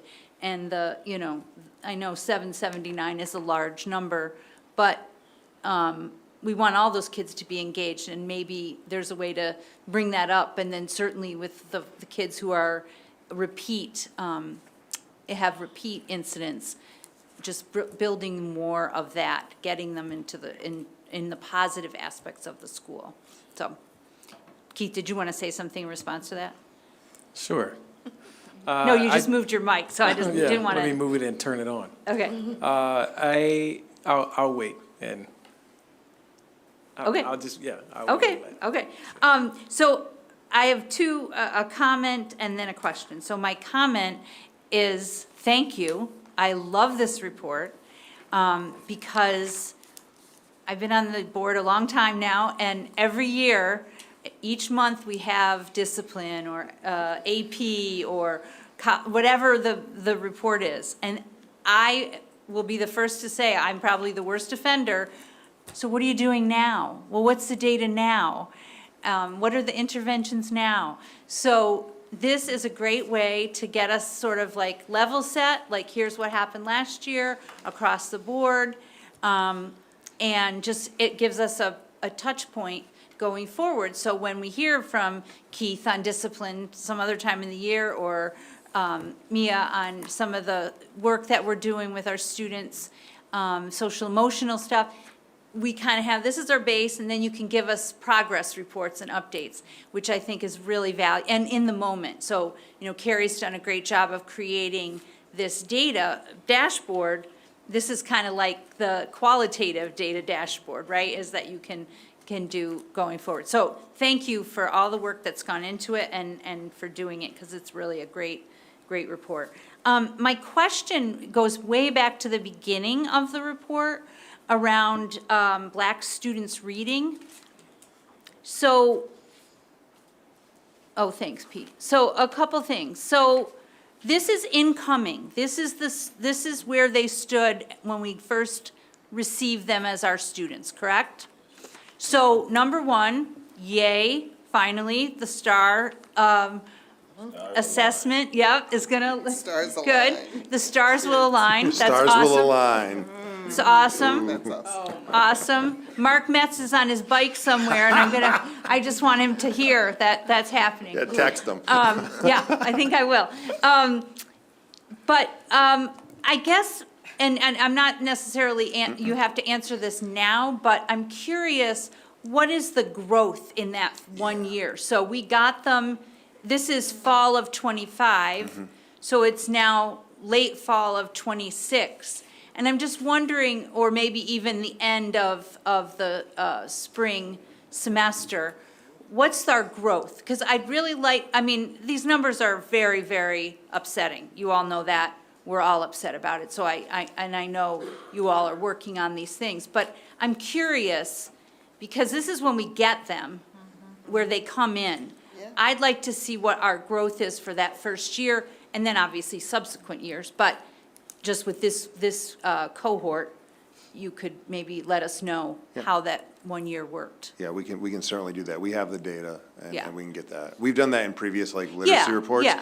But yeah, we could get that. And especially now that everything is, now that the stars are aligned, Yes. we can actually go back into middle school and look at that growth 6th, 7th, as they build that assessment profile out. We can really look at all of that across districts and see how kids are doing and where they grow and where they slow down. But if it's consistent with past cohorts, there is growth. Yeah, sure. Oh, I'm sure But there we'll is. we'll get you some numbers on what that growth looks like. Because I think it's, I mean, first of all, having the STAR test done by 65 is huge, because then we have a consistent measure across. And I remember, Pete, when you had to do all these formulas I was like, I don't even get that. But, you know, I know you did as the best you could, but it was pretty complicated Oh, yeah. to take MAP scores and try to figure out what that meant in STAR points. And anyway, it's a little crazy. But I also, I think it's important to, as Monique always says, we really only have about 3.5 years, because the first semester is really getting to know the kids. And so I think it's really important that, you know, knowing earlier is only going to help us help the kids get further before they leave us. So, yeah, so I think that's really important to know. The other thing we can do is we can look at, as we build this out, we could look at the academic profile of kids while they're here based on those test scores. So if we know that 36% met that target of 8.0 or higher, what happened to the students who are below that? And what does their academic trajectory look like in different courses, in different pathways? Particularly great, in Pete. reading and English. We'd also look at science. We know that science is a challenge. We've done transdisciplinary science to answer some of this question, so they can provide kids with a science experience that is meet students where they are, provide them with a rigorous experience that's valuable, and then, have them make informed choices on their electives junior, senior year. So we've taken strides, but it'll be interesting, now that we've had those for a while, to really be able to look at what were those course-taking patterns and how did they go. We write that, we got to do that. That's great, Pete, because, I mean, that's the whole point, right? We always talk about the read to learn is where we are at in the literacy continuum. And our kids who are behind in reading are obviously going to have trouble with some of our very rigorous classes and the content that they can get here, which is excellent. And we want all our kids to have it. So, yeah, that's great, Pete. Thanks. Thanks. Leah? Okay, I have a comment and question. So I was just gonna echo that I think that what's really wonderful about this report is that it's emphasizing the point that it's all connected. And so I'm thinking back to how Pat, our president, started and talked about the racial disparities really being salient, and whether that be academic achievement, we're talking a lot tonight about discipline. And I think it seems clear that, as we've been talking about, the sense of belonging is so related to that. And this idea of building relationships. And I think that that too is so connected with those disparities. So I think two things are true. I think it's so important to both really, really applaud the work that the staff and all are doing to build those relationships and the sense of belonging. And I think that there should be celebration and pride that the number of students saying that they belong, that 71% is growing. That's amazing and is so key to everything we're talking about. But I think it also is only fair to say that at the same time, it's a clarion call for the fact that there's still 29% of students who don't have that sense of belonging, and that's an awful lot of students. So I really, truly want to celebrate, but also say, that's something that really also jumps out at me. I actually have two questions. The first question is just a data question. Carrie, in line with when Mira was talking, in terms of disaggregating, Pete made the point that the most expensive college education is the one you don't finish, and it's so important to have access to and through. So if that's a student's path, then they're going to higher education. So we have post-secondary graduation rate at the end of the report. Can that be disaggregated? Okay, so that was just a simple yes question, yes or no? So I'll Yeah. turn on the microphone, and Yeah. the answer was, Yes. Okay, and then my real question was, I just wanted to go back to what I said at the beginning to Amy, Ms. Verbrick. So you contextualized like the 68.6% with the graduation rate with special ed students. Can you contextualize the outplacement in private and public facilities, how it went up from the 79 to 94? And is that a fluke, or I just wanted to know what you had to say. Yes, thank you for Yeah. bringing me back to that. So not necessarily fluke, but a little bit of an anomaly related to having a high number of students who have transferred into the district and also transferred out, who were students whose IEPs were for off-campus placement.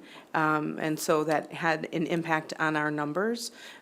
It also is, as you think about students with IEPs and their placement, we also received students from District 65 at a higher rate who were in off-campus placements.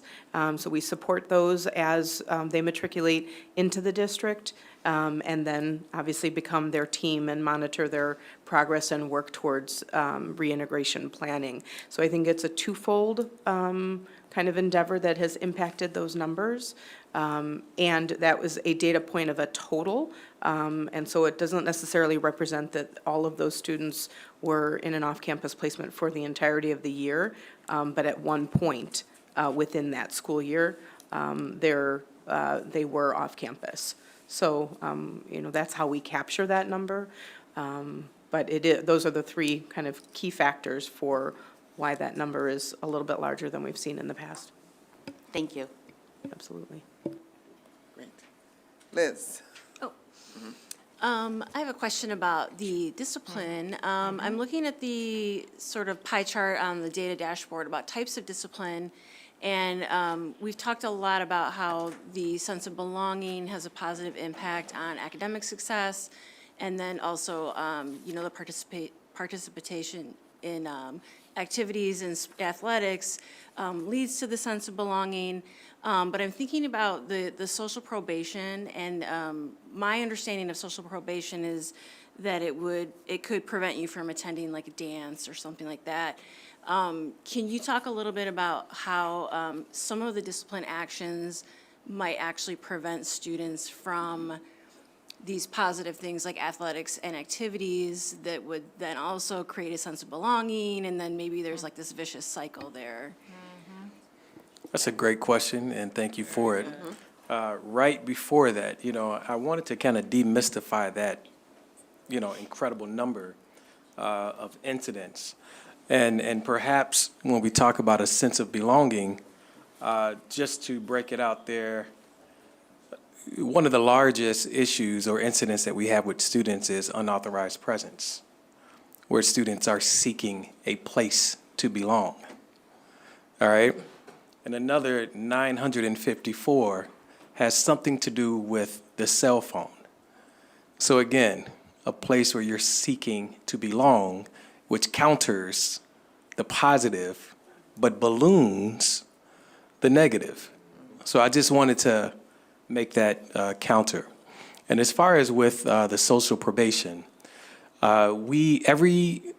just about every incident that students have, there's an opportunity to reduce it. So we're very, very proud with offering students an opportunity to reduce it, perhaps through a restorative conversation or connecting with some other intentional supports to help process the behavior.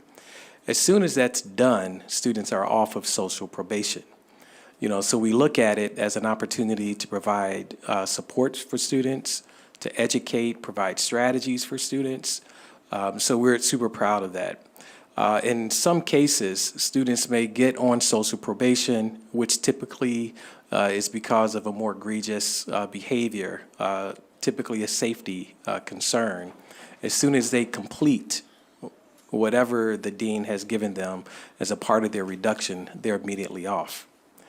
They'll start with 30 days, and if the student completes their assignment within the next couple of days, then they're off. So it really does depend on what the student, how set they want to participate or not. So I hope that provides a little clarity and some insight in about 2,000 of those incidents. So I understand they could resolve the sort of social probation, but if you're talking about something like athletics that is a seasonal activity, and say the discipline happens at the beginning or the middle of the season, it could pretty much disrupt whatever athletic season they're in to where they would no longer be able to participate, like the season would be over basically, or? So it depends. So athletics, they have a code of conduct that they have, and students, depending on how egregious the behavior is and how unsafe it is, they'll go through their process. So that's a part of the reduction. So again, whatever the athletic department may have for a student athlete does go hand in hand with the collaboration of trying to find a way for students to be supported, again, provide them strategies, but also we want them to re-engage as quickly as possible. Some of you may remember students used to be on social probation for a year and would extend beyond. We've really looked and really thought about and understand the sense of belonging, and we've really tried to dial it back. I remember we dialed it back from a year to a semester to a quarter, and now it's 30 days. But again, we look at it to really look at it as an opportunity to have a different or deeper conversation with students to provide strategies to further reduce that suspension, get them back engaged, and hopefully stop or change the behavior. Yeah, I'm really glad to hear that, because I do remember the days of the sort of year-long social probation, and it just like continued to the next year. And how I can imagine how frustrating and kind of hopeless that could feel to a student, to feel like it's never ending. So I'm really glad to hear that you've kind of cut that back, and it gives them more of a goal to really resolve it and move on and not have this kind of albatross hanging around them for a long time. So I'm really glad, because I don't want us to have a situation where we're kind of like sabotaging, well, while they're on this probation, where we're creating a situation where we're sabotaging them moving forward and participating in these things. Like, I just want to make sure that they understand how to resolve their probation. They have these goals that they can reach. Oh, thank you again for that. And I just wanted to talk about the other side of the coin. For those students who continue to not be on social probation or tardy probation, they have access to so many cool things, from dances to, we took students to Fright Fest this year, for example, to be able to, celebrate there, but also being able to participate in going to games and dances. So, it's on top for us, the importance of student engagement and participation, and we want to get students re-engaged and plugged in as soon as possible. That's great. Thank you. Okay, let's see. Well, first and foremost, I think this report, it's a lot of information. And without a doubt, there are some areas that you stay stuck on. Because in all honesty, we know that we are a very, very good school. But we also know that we have some huge historical issues that we need to face and confront. And discipline continues to be one. Race that is a clear indicator across the board, is, clearly transparent. And so I have a couple of questions, because I don't want to repeat what's already been asked. Pete, you made a comment about the reading proficiency, and I forgot what you said, but I wrote down, because it was something that Pat said at the conversation that you had, and I said that I would like to know also if they are the same students with the discipline issues that keep repeating, right? That keep surfacing.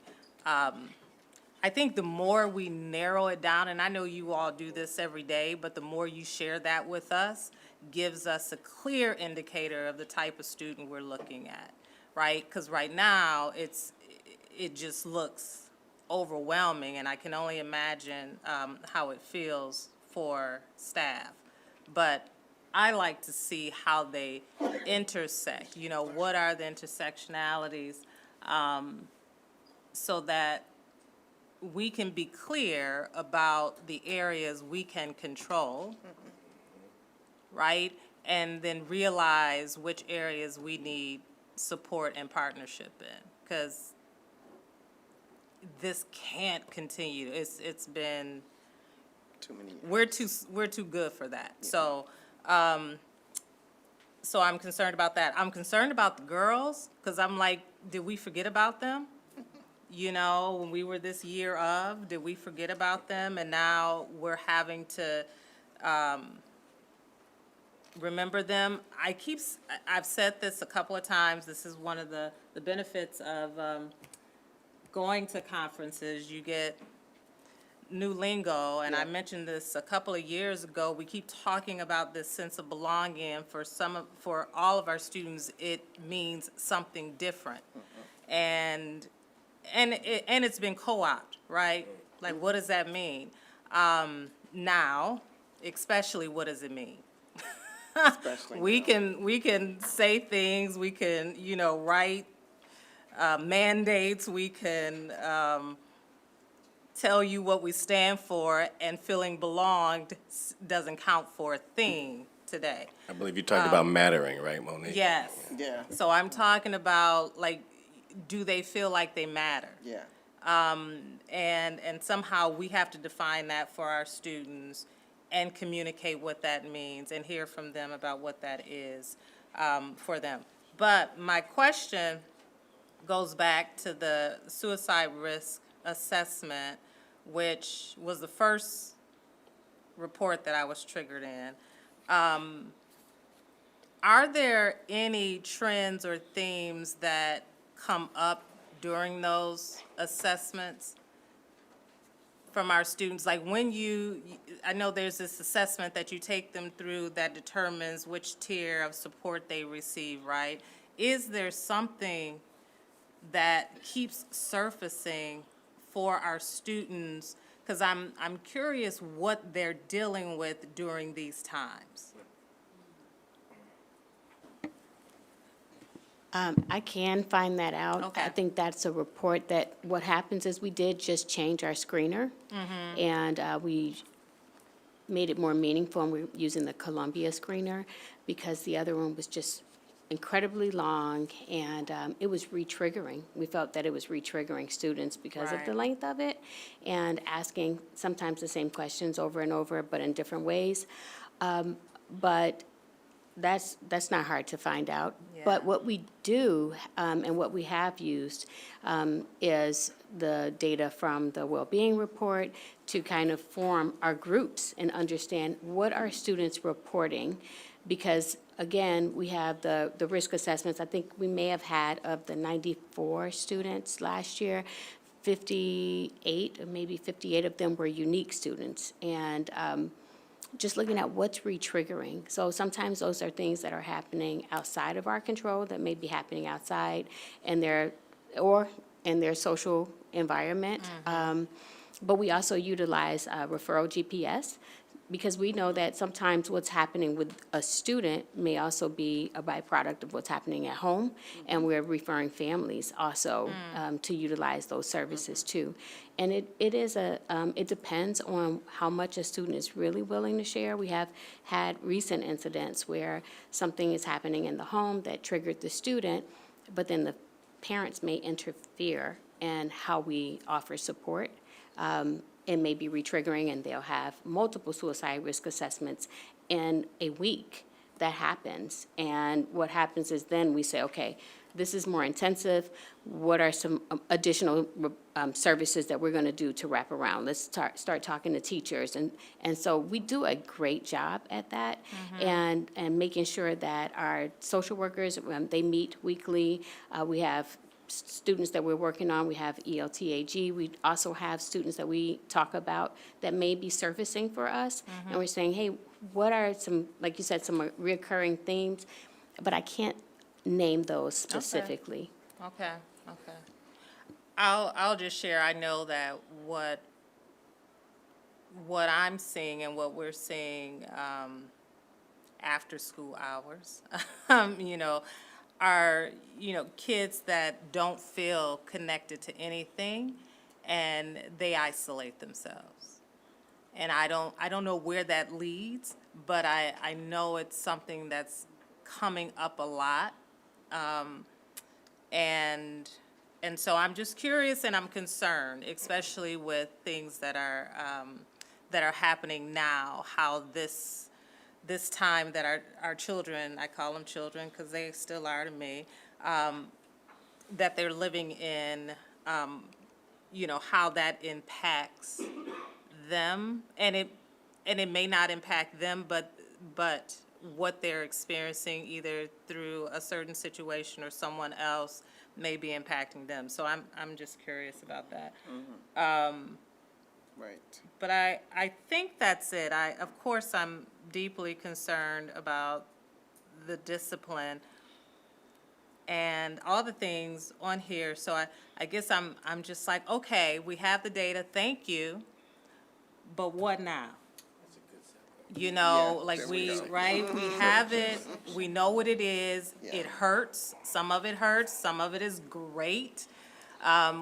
What's been great is still great, what hurts is still hurting, right? So what now? So I'm glad you asked the question. I want to, if I can. If you want me Yes, to- please. I don't want to, just jump into your lead, Pat. So yes, what now? Now that we've level set it and we've got this, we've gotten this comprehensive report, I don't want to say out of the way, but have a context. Now, when we do the quarterly reports, we can really drill down on what the real right now is, right? Our interventions, our targets, our all of the things, so that when we come back here next year and we look at this report, it should be different, right? So this is going to be a great way for the board to progress monitor, right? What's happening day to day, real time. And Dr. Levizo and Dr. Robinson, Dr. Davis, the crew's going to be back when we do the quarterly reports. And Dr. McNeil will also be here to help lead those, because those will be the conversations that drive our work in the daily, right, in the current year. And there's a couple of other things I wanted to add to that. I shared with all of you in last year's evaluation that we were going to engage in a program evaluation of special education. And so right now, the team that's there, and myself and Dr. McNeil, are engaged in a program evaluation of special ed. How are we supporting our students across the continuum? And it's going to get at the question, Monique, as to who has the highest recidivism in the dean's office. Right? It's going to be able to help us to understand exactly who we're talking about and how do we begin to address the metrics in that way. So we are with this report, and I hope you appreciated the way that it looked and it was presented, because we want to be as transparent with the board, we want to be transparent with the public as well as the staff, like what's really happening so that everybody can understand, that situates ourselves in, okay, now here we are moving forward, how we plan to address some of these concerns that have been just lingering for years. Right. Because I don't believe that, and I have this last point, and I want to make it. When we look at, I think it's charts A through D in the appendix, it's chart C. That's what you all are used to seeing when we talk about number of students suspended one or more times by race and ethnicity from 2009 to 2025. It's gotten really low, right? But that's not the floor, right? That's not the floor, because I really believe it. And when we start talking about recidivism and suspensions and so many other things, and I know that I'm not going to get ahead of Dr. McNeil tonight that I know she's thinking of, we're going to see a difference in those metrics, right?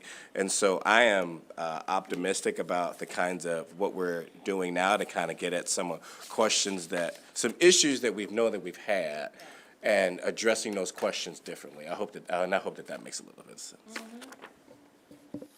I look forward to it. Yeah. It's putting this to use. So the next quarterly update, I hope that we can all, drill down and say, okay, how's it working? How's it going? What are we doing? Et cetera, et cetera. Yeah. Thank you. Thank you for that. All right. Board. Thank you, team, for this. Yes. Awesome. Carrie, you can stand now. Right. And you can turn your mic off. I know. That's my point.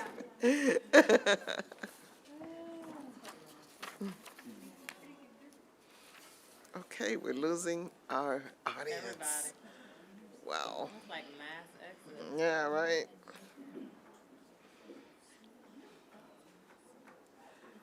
Okay.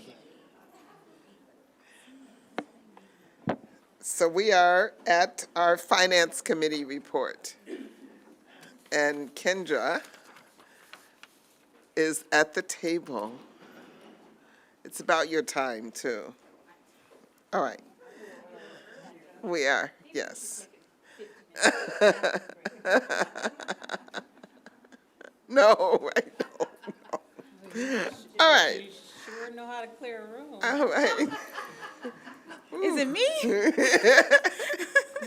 Okay, here we go. I am now officially convening the 2025 tax levy public hearing. This public hearing is being held due to the district's intent to adopt an aggregate levy of 3.6% in excess of the 2024 levy. The proposed levy will provide funds to support the usual expenses of Evanston Township High School. An amount in excess of 3.6% overall increase is to be levied to ensure that our extension base increases by the tax cap of 2.9% plus any new property. Thank you, Madam President. Anyone desiring to present testimony may do so at this time.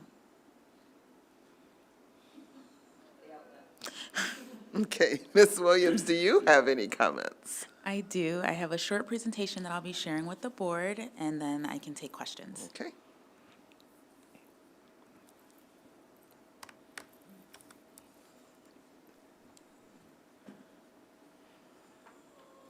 All right, here we go. So we're gonna go through our tax levy hearing. Like I said, a short presentation where we'll just discuss some general background, the inputs that go into the tax levy, and also how it will affect our tax base and timeline. So just the general background, when we're talking about a tax levy, we're talking about the amount of money that the school district will be requesting in order to operate the district for the upcoming school year, which is different from an extension, which is what the district actually receives. So that extension is limited by tax caps, and when we levy, it is based on the prior year's extension. So we are able to increase or to levy for the lesser of prior year CPI or 5%. So when we're talking about prior year CPI, as we go through this presentation, we'll come to see that that's 2.9% in this instance, because 2.9% is the lesser of the 5% or prior year CPI. We're only able to increase our levy by that 2.9%. And so that's the tax cap limitation that we have to work with. And that's an important figure to keep in mind, because you can see here, this would be the history of CPIs used over the last 10 years. But you can see that it's tracking down. So that has a direct impact to our budget because the vast majority of the district's revenues come from property taxes. So if we are only able to increase our property tax levy by 2.9%, but we're seeing higher increases in some of our expenditures, then that poses a challenge to the budget that we are then having to deal with. So just always important to keep in mind with this levy, because like I said, it's a pretty huge input for our revenue. And if you're not bringing the money in, then you cannot spend the money. So the levy and the budget, yeah, continues. And so when we're talking about the 2024 levy cap rate, it was 3.4%, 2025, 2.9%. And so because our, when we're talking about these levies, they go on a calendar year. However, our fiscal year, it is a blend, because our fiscal year starts in July 1, and then ends in June 30. And so that's why we have that blended levy rate. And that blended rate, you know, you saw in the chart before that the CPIs being used are decreasing. So we even see that this blended levy rate is about a percentage less than what it was even a year ago.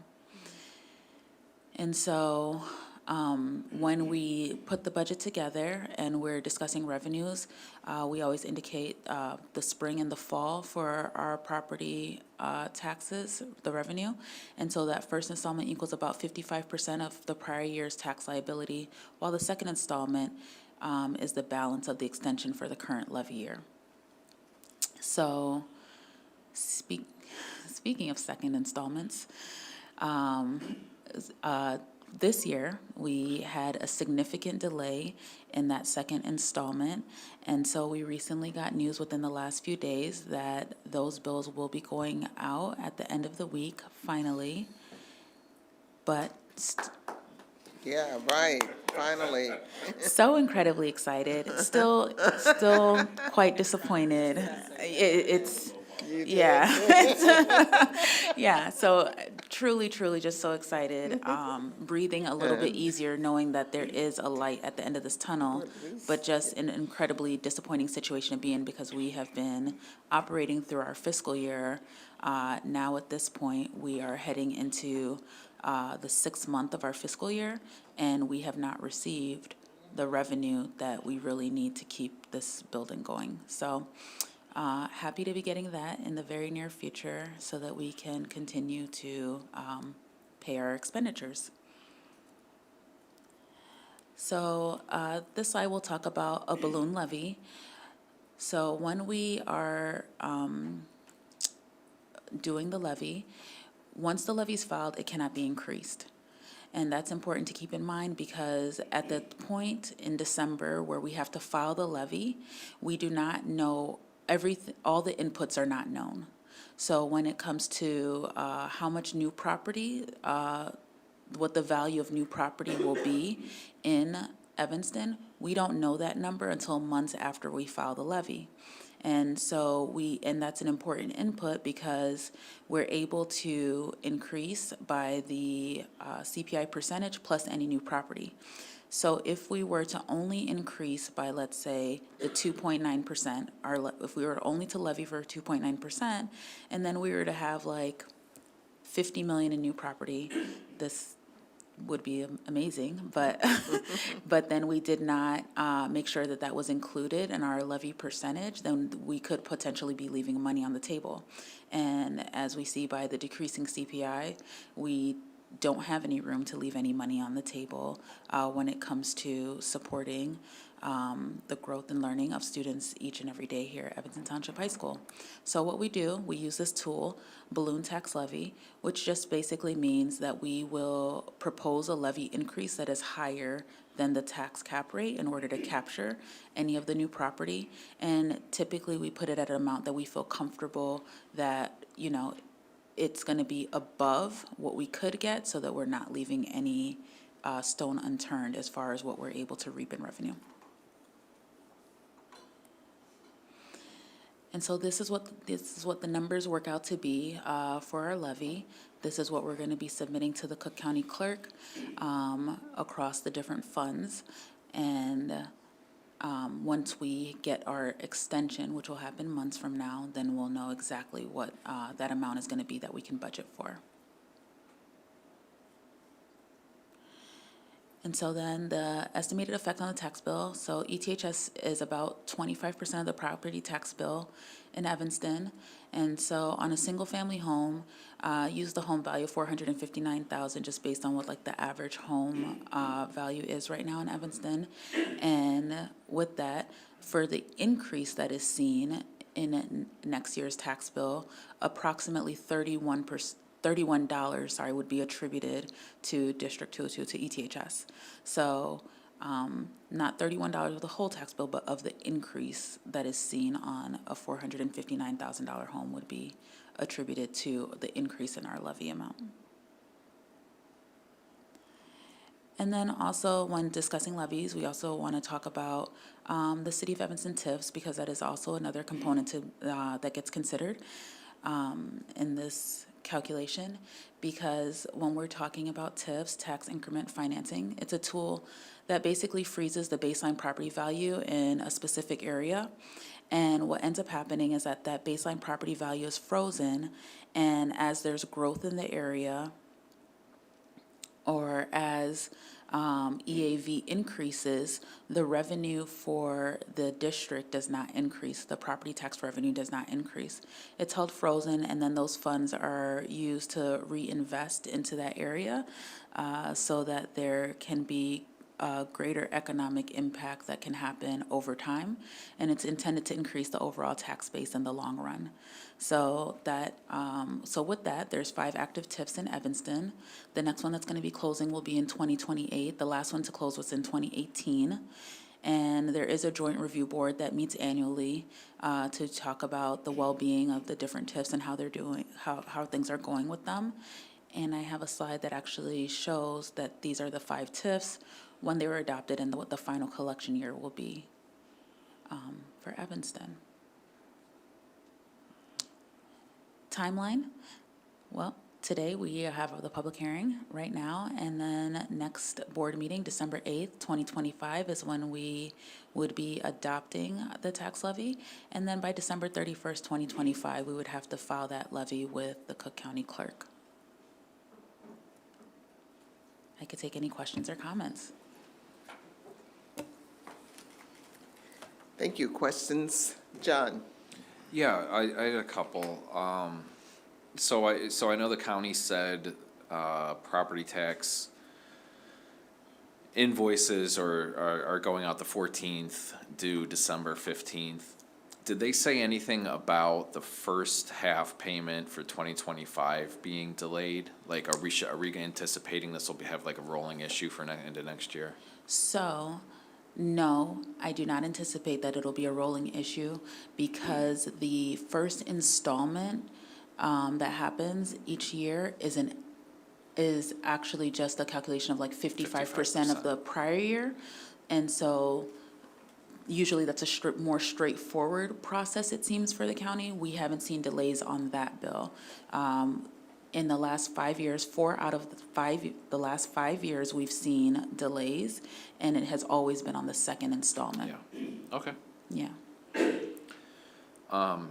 Going back to the slide on the increase, the $31. Yep.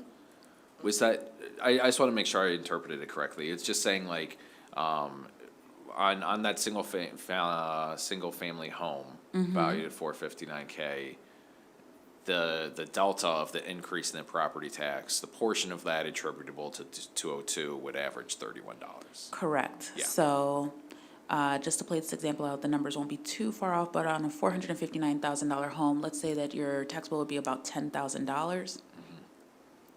ETHS would be about 25% of that, maybe a little bit closer to 26% of that, right? Yeah. So then we're talking about $2,500. However, whatever increase you see from last year, and these are all estimates, I Right, want to right. just say, as I'm running through these numbers, but all estimates, but then the increase that you're going to see from last year, if it was $2,500, whatever that increase is, about 31 of those dollars would be attributable to ETHS. So like 2531, or Yeah. like, yeah. Yeah. All right, cool. Okay. That's it, thanks. Pat? Thank you. Just a quick question. Do we usually have a separate levy for special ed? Do we do that Yes. every year? Yes. Okay, I guess I need to drink more coffee when I read your documents, because it just kind of struck me that it looked different this year. but- Yeah, it looks different because in the budget, we don't, you'll see a line for it, a special ed property tax levy. There's a line for it in our budget, but it all goes into the 10 fund. So I think that you're just more accustomed to thinking of it all as education fund, because Yeah. that is where it all goes. Yeah. But when you're completing the levy, there's a separate line for it. Okay, okay. Thanks, Kendra. Yeah. All right. Is there any further testimony? Hearing none, I now declare this hearing closed. Thank you so much. Thank you, everyone. Always make it so clear. Yes, she is.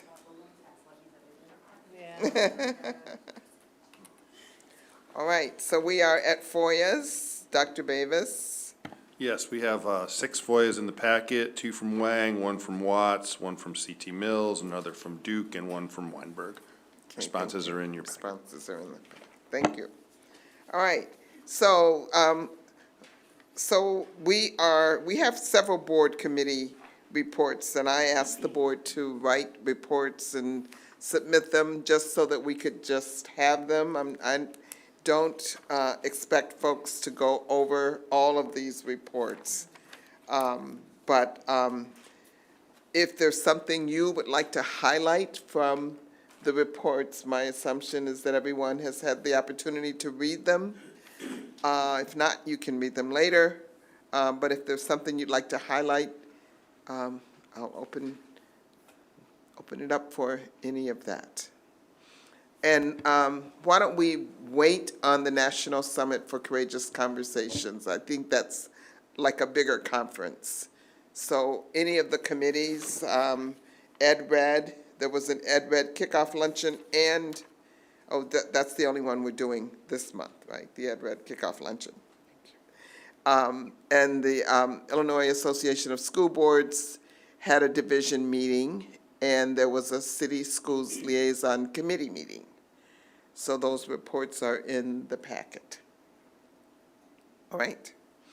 All right, so let's go to the National Summit for Courageous Conversations. So that was a conference that John Martin, Monique Parsons, and I attended, along with Dr. Campbell and other staff members attended as well. There are a couple reports in there, but John or Monique, if you'd like to highlight something. John? Yeah, there was one thing I wanted to highlight, like the summit overall was amazing. It was fantastic to be a part of it. But one of the biggest takeaways I took was there was, I think, almost 30 judges from Colorado that participated as part of the Colorado Judicial Equity Project.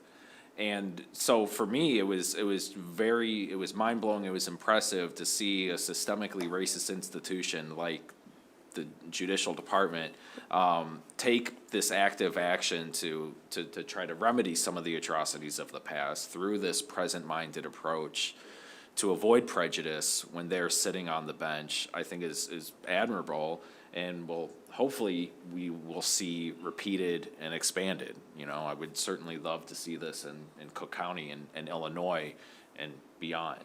So it was just, that really struck me, and that was a highlight I thought was worth sharing with you all.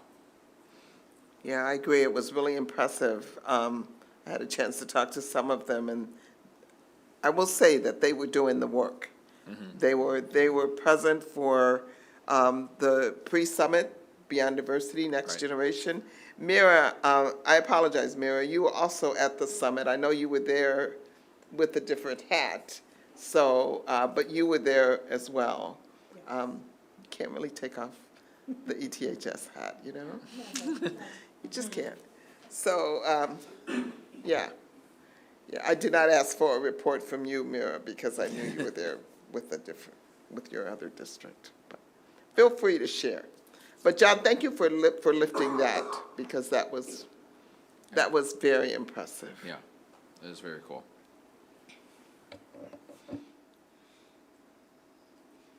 Monique? So I think for me, the part of the summit that really reframed much of my participation through the conference was our pre-summit, right? And in which we participated in Beyond Diversity, Next Generation. So, you know, this session challenged participants to reflect on their personal racial identities, among other things, but, you know, it felt like it was, to me, a move from, and this comes from the summit, pre-summit, from intentional to purpose, right? What we intend to do versus, you know, what our purpose is by articulating our personal racial equity statement or our why of doing this work. And in doing that, we examined how anti-Blackness manifests in ourselves, which was deep for me, and our environments. And so the one question that I really had, I guess, a challenge answering, although I knew the answer very well, was, as you reflect on race and power, where do you see yourself and others in the tension between individuality and racial patterns? What helps you stay open to both truths at once? And so I was stuck on that question, I remember, during pre-summit, and really, you know, I felt like it was asking us to examine the balance between personal identity, like who I am as an individual, and group identity, how race and systems shape who I am, or even how I'm seen, right? And then try to hold space for both. And I was just like, wow, do I need to answer this, really? You know, how vulnerable do I want to be?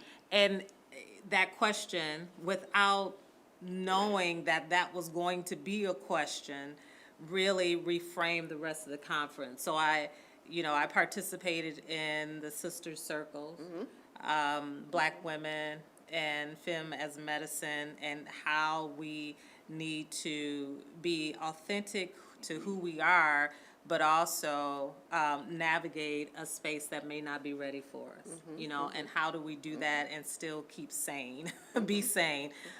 Liberated at Work, another great conference on examining the systemic barriers that limit Black professionals, and, you know, how to show up and be liberated. But then the one that really stuck with me was using mindfulness to de-escalate conflict. And I was like, oh, I could do that. I could, but not only use it to de-escalate conflict, but do it in 30 seconds. So I was like, how do I do that and then just move on? My day would be so productive if I could just get through the mess and just go. But it felt like, to me, this conference was about sort of channeling my inner gifts and my inner power to deal with the mess that's around me, right? And it just felt that way. Glenn said something like, and Glenn is of course the person who is responsible for presenting our Courageous Conversation Summits that we've gone through to year after year. But he said something, that history is never truly behind us. It exists in its presence. Like it's happening now. Like we think things that are happening to us now have never happened before. It's just changed its clothing, but it's happened before, right? And so, you know, we can get caught up in that. Oh my goodness, I can't believe this is happening. Well, believe it, because it's happened before somewhere in our history, in our American history. What's his name? Glaude. Eddie Glaude remind us of that, right? Yes. How things resurface, and then just being mindful of how great we are, how we have the power within already to deal with the issues at hand. So this was very internal for me, this summit, which was really different to the previous summits that I've been to. And so, yeah, happy to participate and left feeling full and realizing that even I contribute to, you know, some of the issues that I'm trying to hold other people accountable for, yeah. So. I think that the summit, this was like the 15th summit.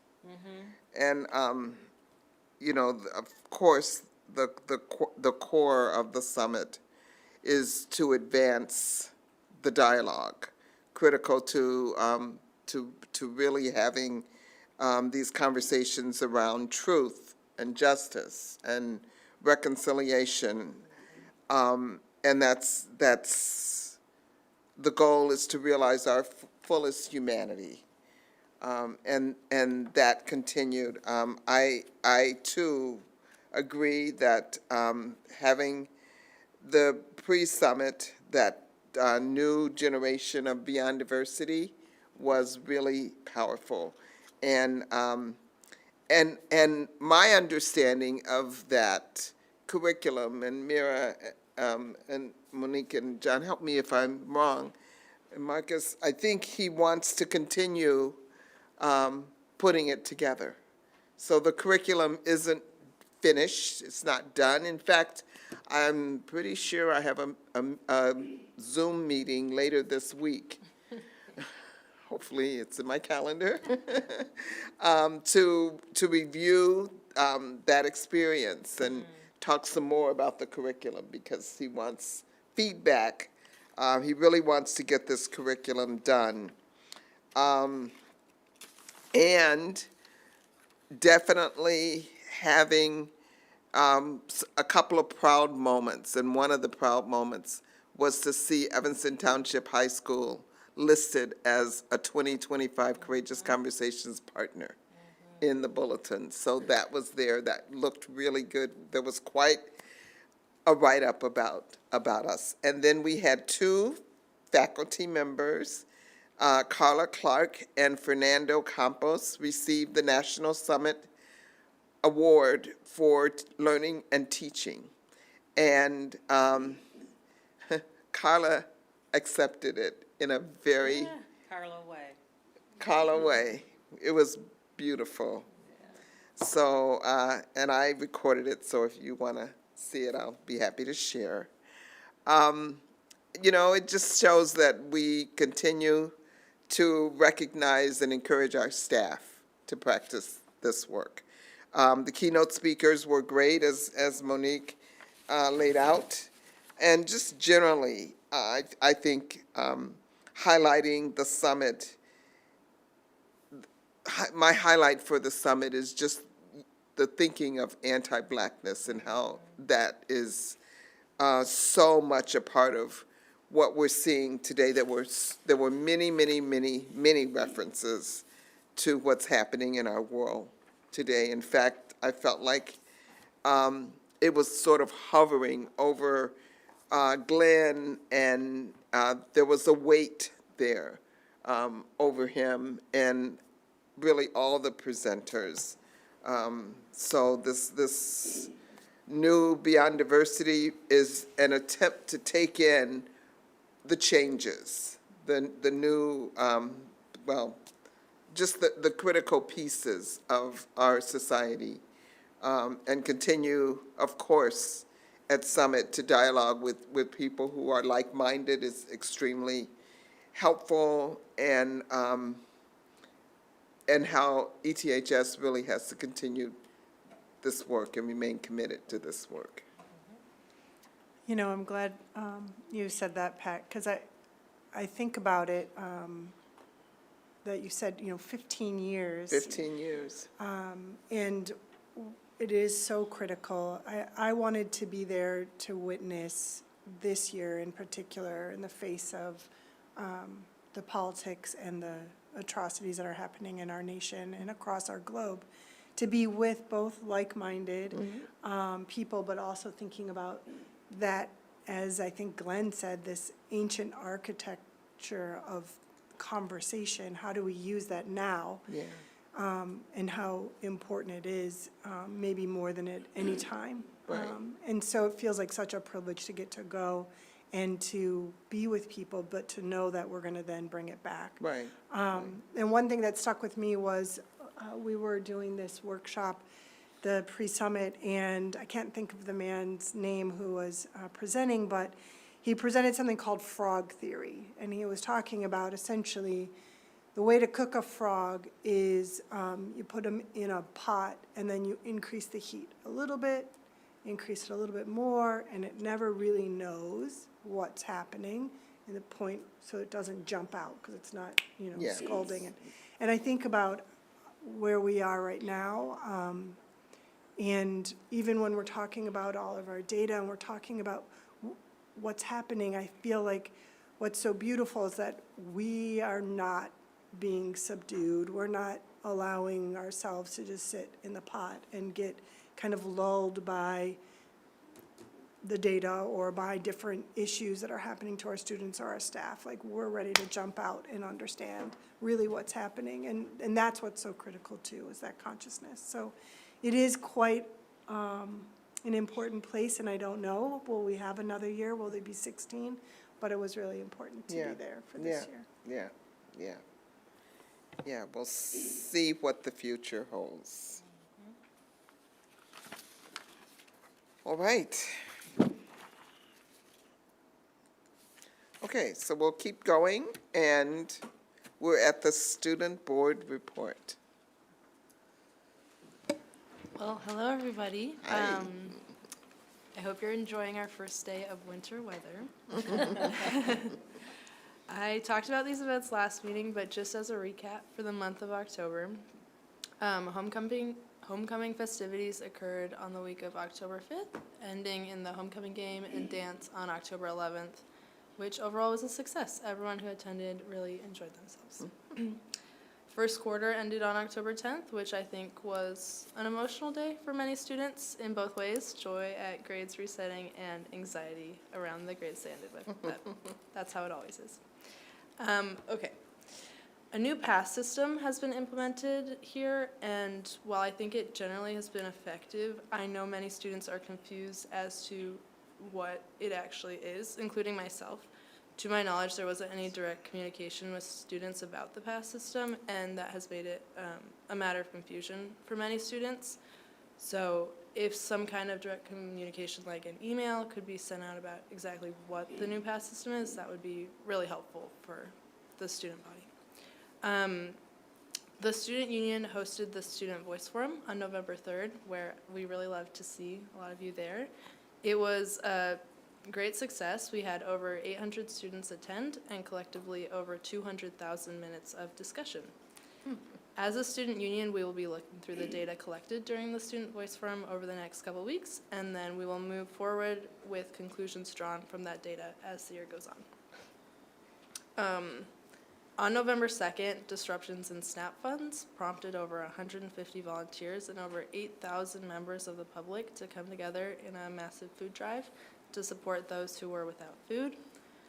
If you look at the pictures online, though it was a result of a very hard situation, the food drive, I thought, was a really beautiful display of our Evanston community. And lastly, on October 31st, ETHS went on a soft lockdown because of the suspected presence of federal agents outside.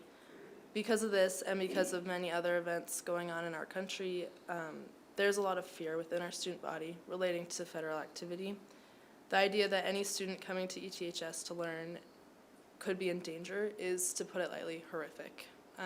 As a student representative, I commend the board in instituting the soft lockdown on this day, but I also want to urge the board to continue to do as much as possible to protect our students from federal agents. No one should feel unsafe inside our school building. And that's all I have. Thank you. Thank you, thank you. All right, Dr. Campbell. Hey, thanks, Eva. And on that note, I'd say that over the past several weeks, our school community has navigated a range of experiences that speak to both the challenges and the strength of ETHS and our school community and the broader community of Evanston. And I want to acknowledge that the anxiety that many of in our community feel following the ICE activity in the area, notably on October 31st, when we met in our closed campus protocol, all right? And then I'm deeply grateful to our staff for the guidance and reassurance provided to students during that time, ensuring that our safety protocols were implemented with care and dignity. And our goal was and remains to ensure that every student feels secure and supported at school and that their rights are protected. Reports of immigration enforcement activity continue to cause deep concern and fear for many in our community, particularly among our Latino students, families, and staff who are disproportionately being racially profiled and targeted. We know that there are students of many backgrounds who are afraid who come to school, uncertain about what waits for them beyond our doors. So ETHS is and will remain a place of safety, learning, and care for every student, regardless of immigration status or circumstance. And our commitment is not conditional. It is rooted in our belief and the inherent worth and the dignity of every young person who walks through these doors and our halls every day. And we will continue to work with our city partners, with the city manager, Evanston Police Department, to stay informed and to ensure that our school remains a place where all students can focus on learning, connection, and hope. And we hold steadfast to those values because that's who we are at ETHS. And in that same spirit of community, I want to acknowledge and highlight the recent emergency food and mutual aid drive organized by our Community Service Office in partnership with local food pantry and assistance programs. Thousands of community members, 8,000 in particular that Eva just mentioned, lined the streets and filled the field house with food and essential items in support of local families affected by the SNAP benefit freeze. This outpouring of generosity was a powerful reminder of the values that define Evanston. And coming together in this way brought a sense of healing and hope for many, including myself included, as I was unloading cars on Dodge. Even in the midst of uncertainty, we witnessed hope and unity and how our community responded. And I hope that solidarity continues. This community continues to demonstrate what it means to lead with empathy and collective resilience. These moments, people showing up for one another, reflect who we are and what this community stands for. And as I said in the statement last week, I've never been more prouder to lead this district than I am at this moment. And I just want to also take a minute to thank all of the faculty and staff who came and helped us with dismissal that day on the 31st, and then all of the parents and community members that came up to the school. ETHS, and along with other schools in District 65, was surrounded with adults that Friday at the end of the day. It was a very powerful moment. That concludes my report. But I have one more thing to say. That's a bit of in a different vein, because as we've been clouded with all of this stuff, there's still so many other things that are happening at ETHS, and that is, as you all know, that October 30th, ETHS received another AAA bond rating. That needs to be said and shared. Yes. Congratulations. It's not an easy thing to do. No, it's not. In this environment where we're not getting property tax payments. Yes. And everything is so expensive, and our budget is really tight. So congrats to Kendra and the team and the district for such an incredible marker of financial stability and grade. So nice job. Excellent, excellent. Thank you. Thank you, Dr. Campbell, for lifting that up, and thank you, Kendra, to your team. It's amazing. Not to be taken for granted. Not at all. No. Not at all. No. All right. Okay, we're at action items. The first item is acceptance of Illinois School Report Card. Could I have a motion, please? So moved. Second? Roll call, please. Yes. Yes. Yes? Yes. Yes. Yes. Yes.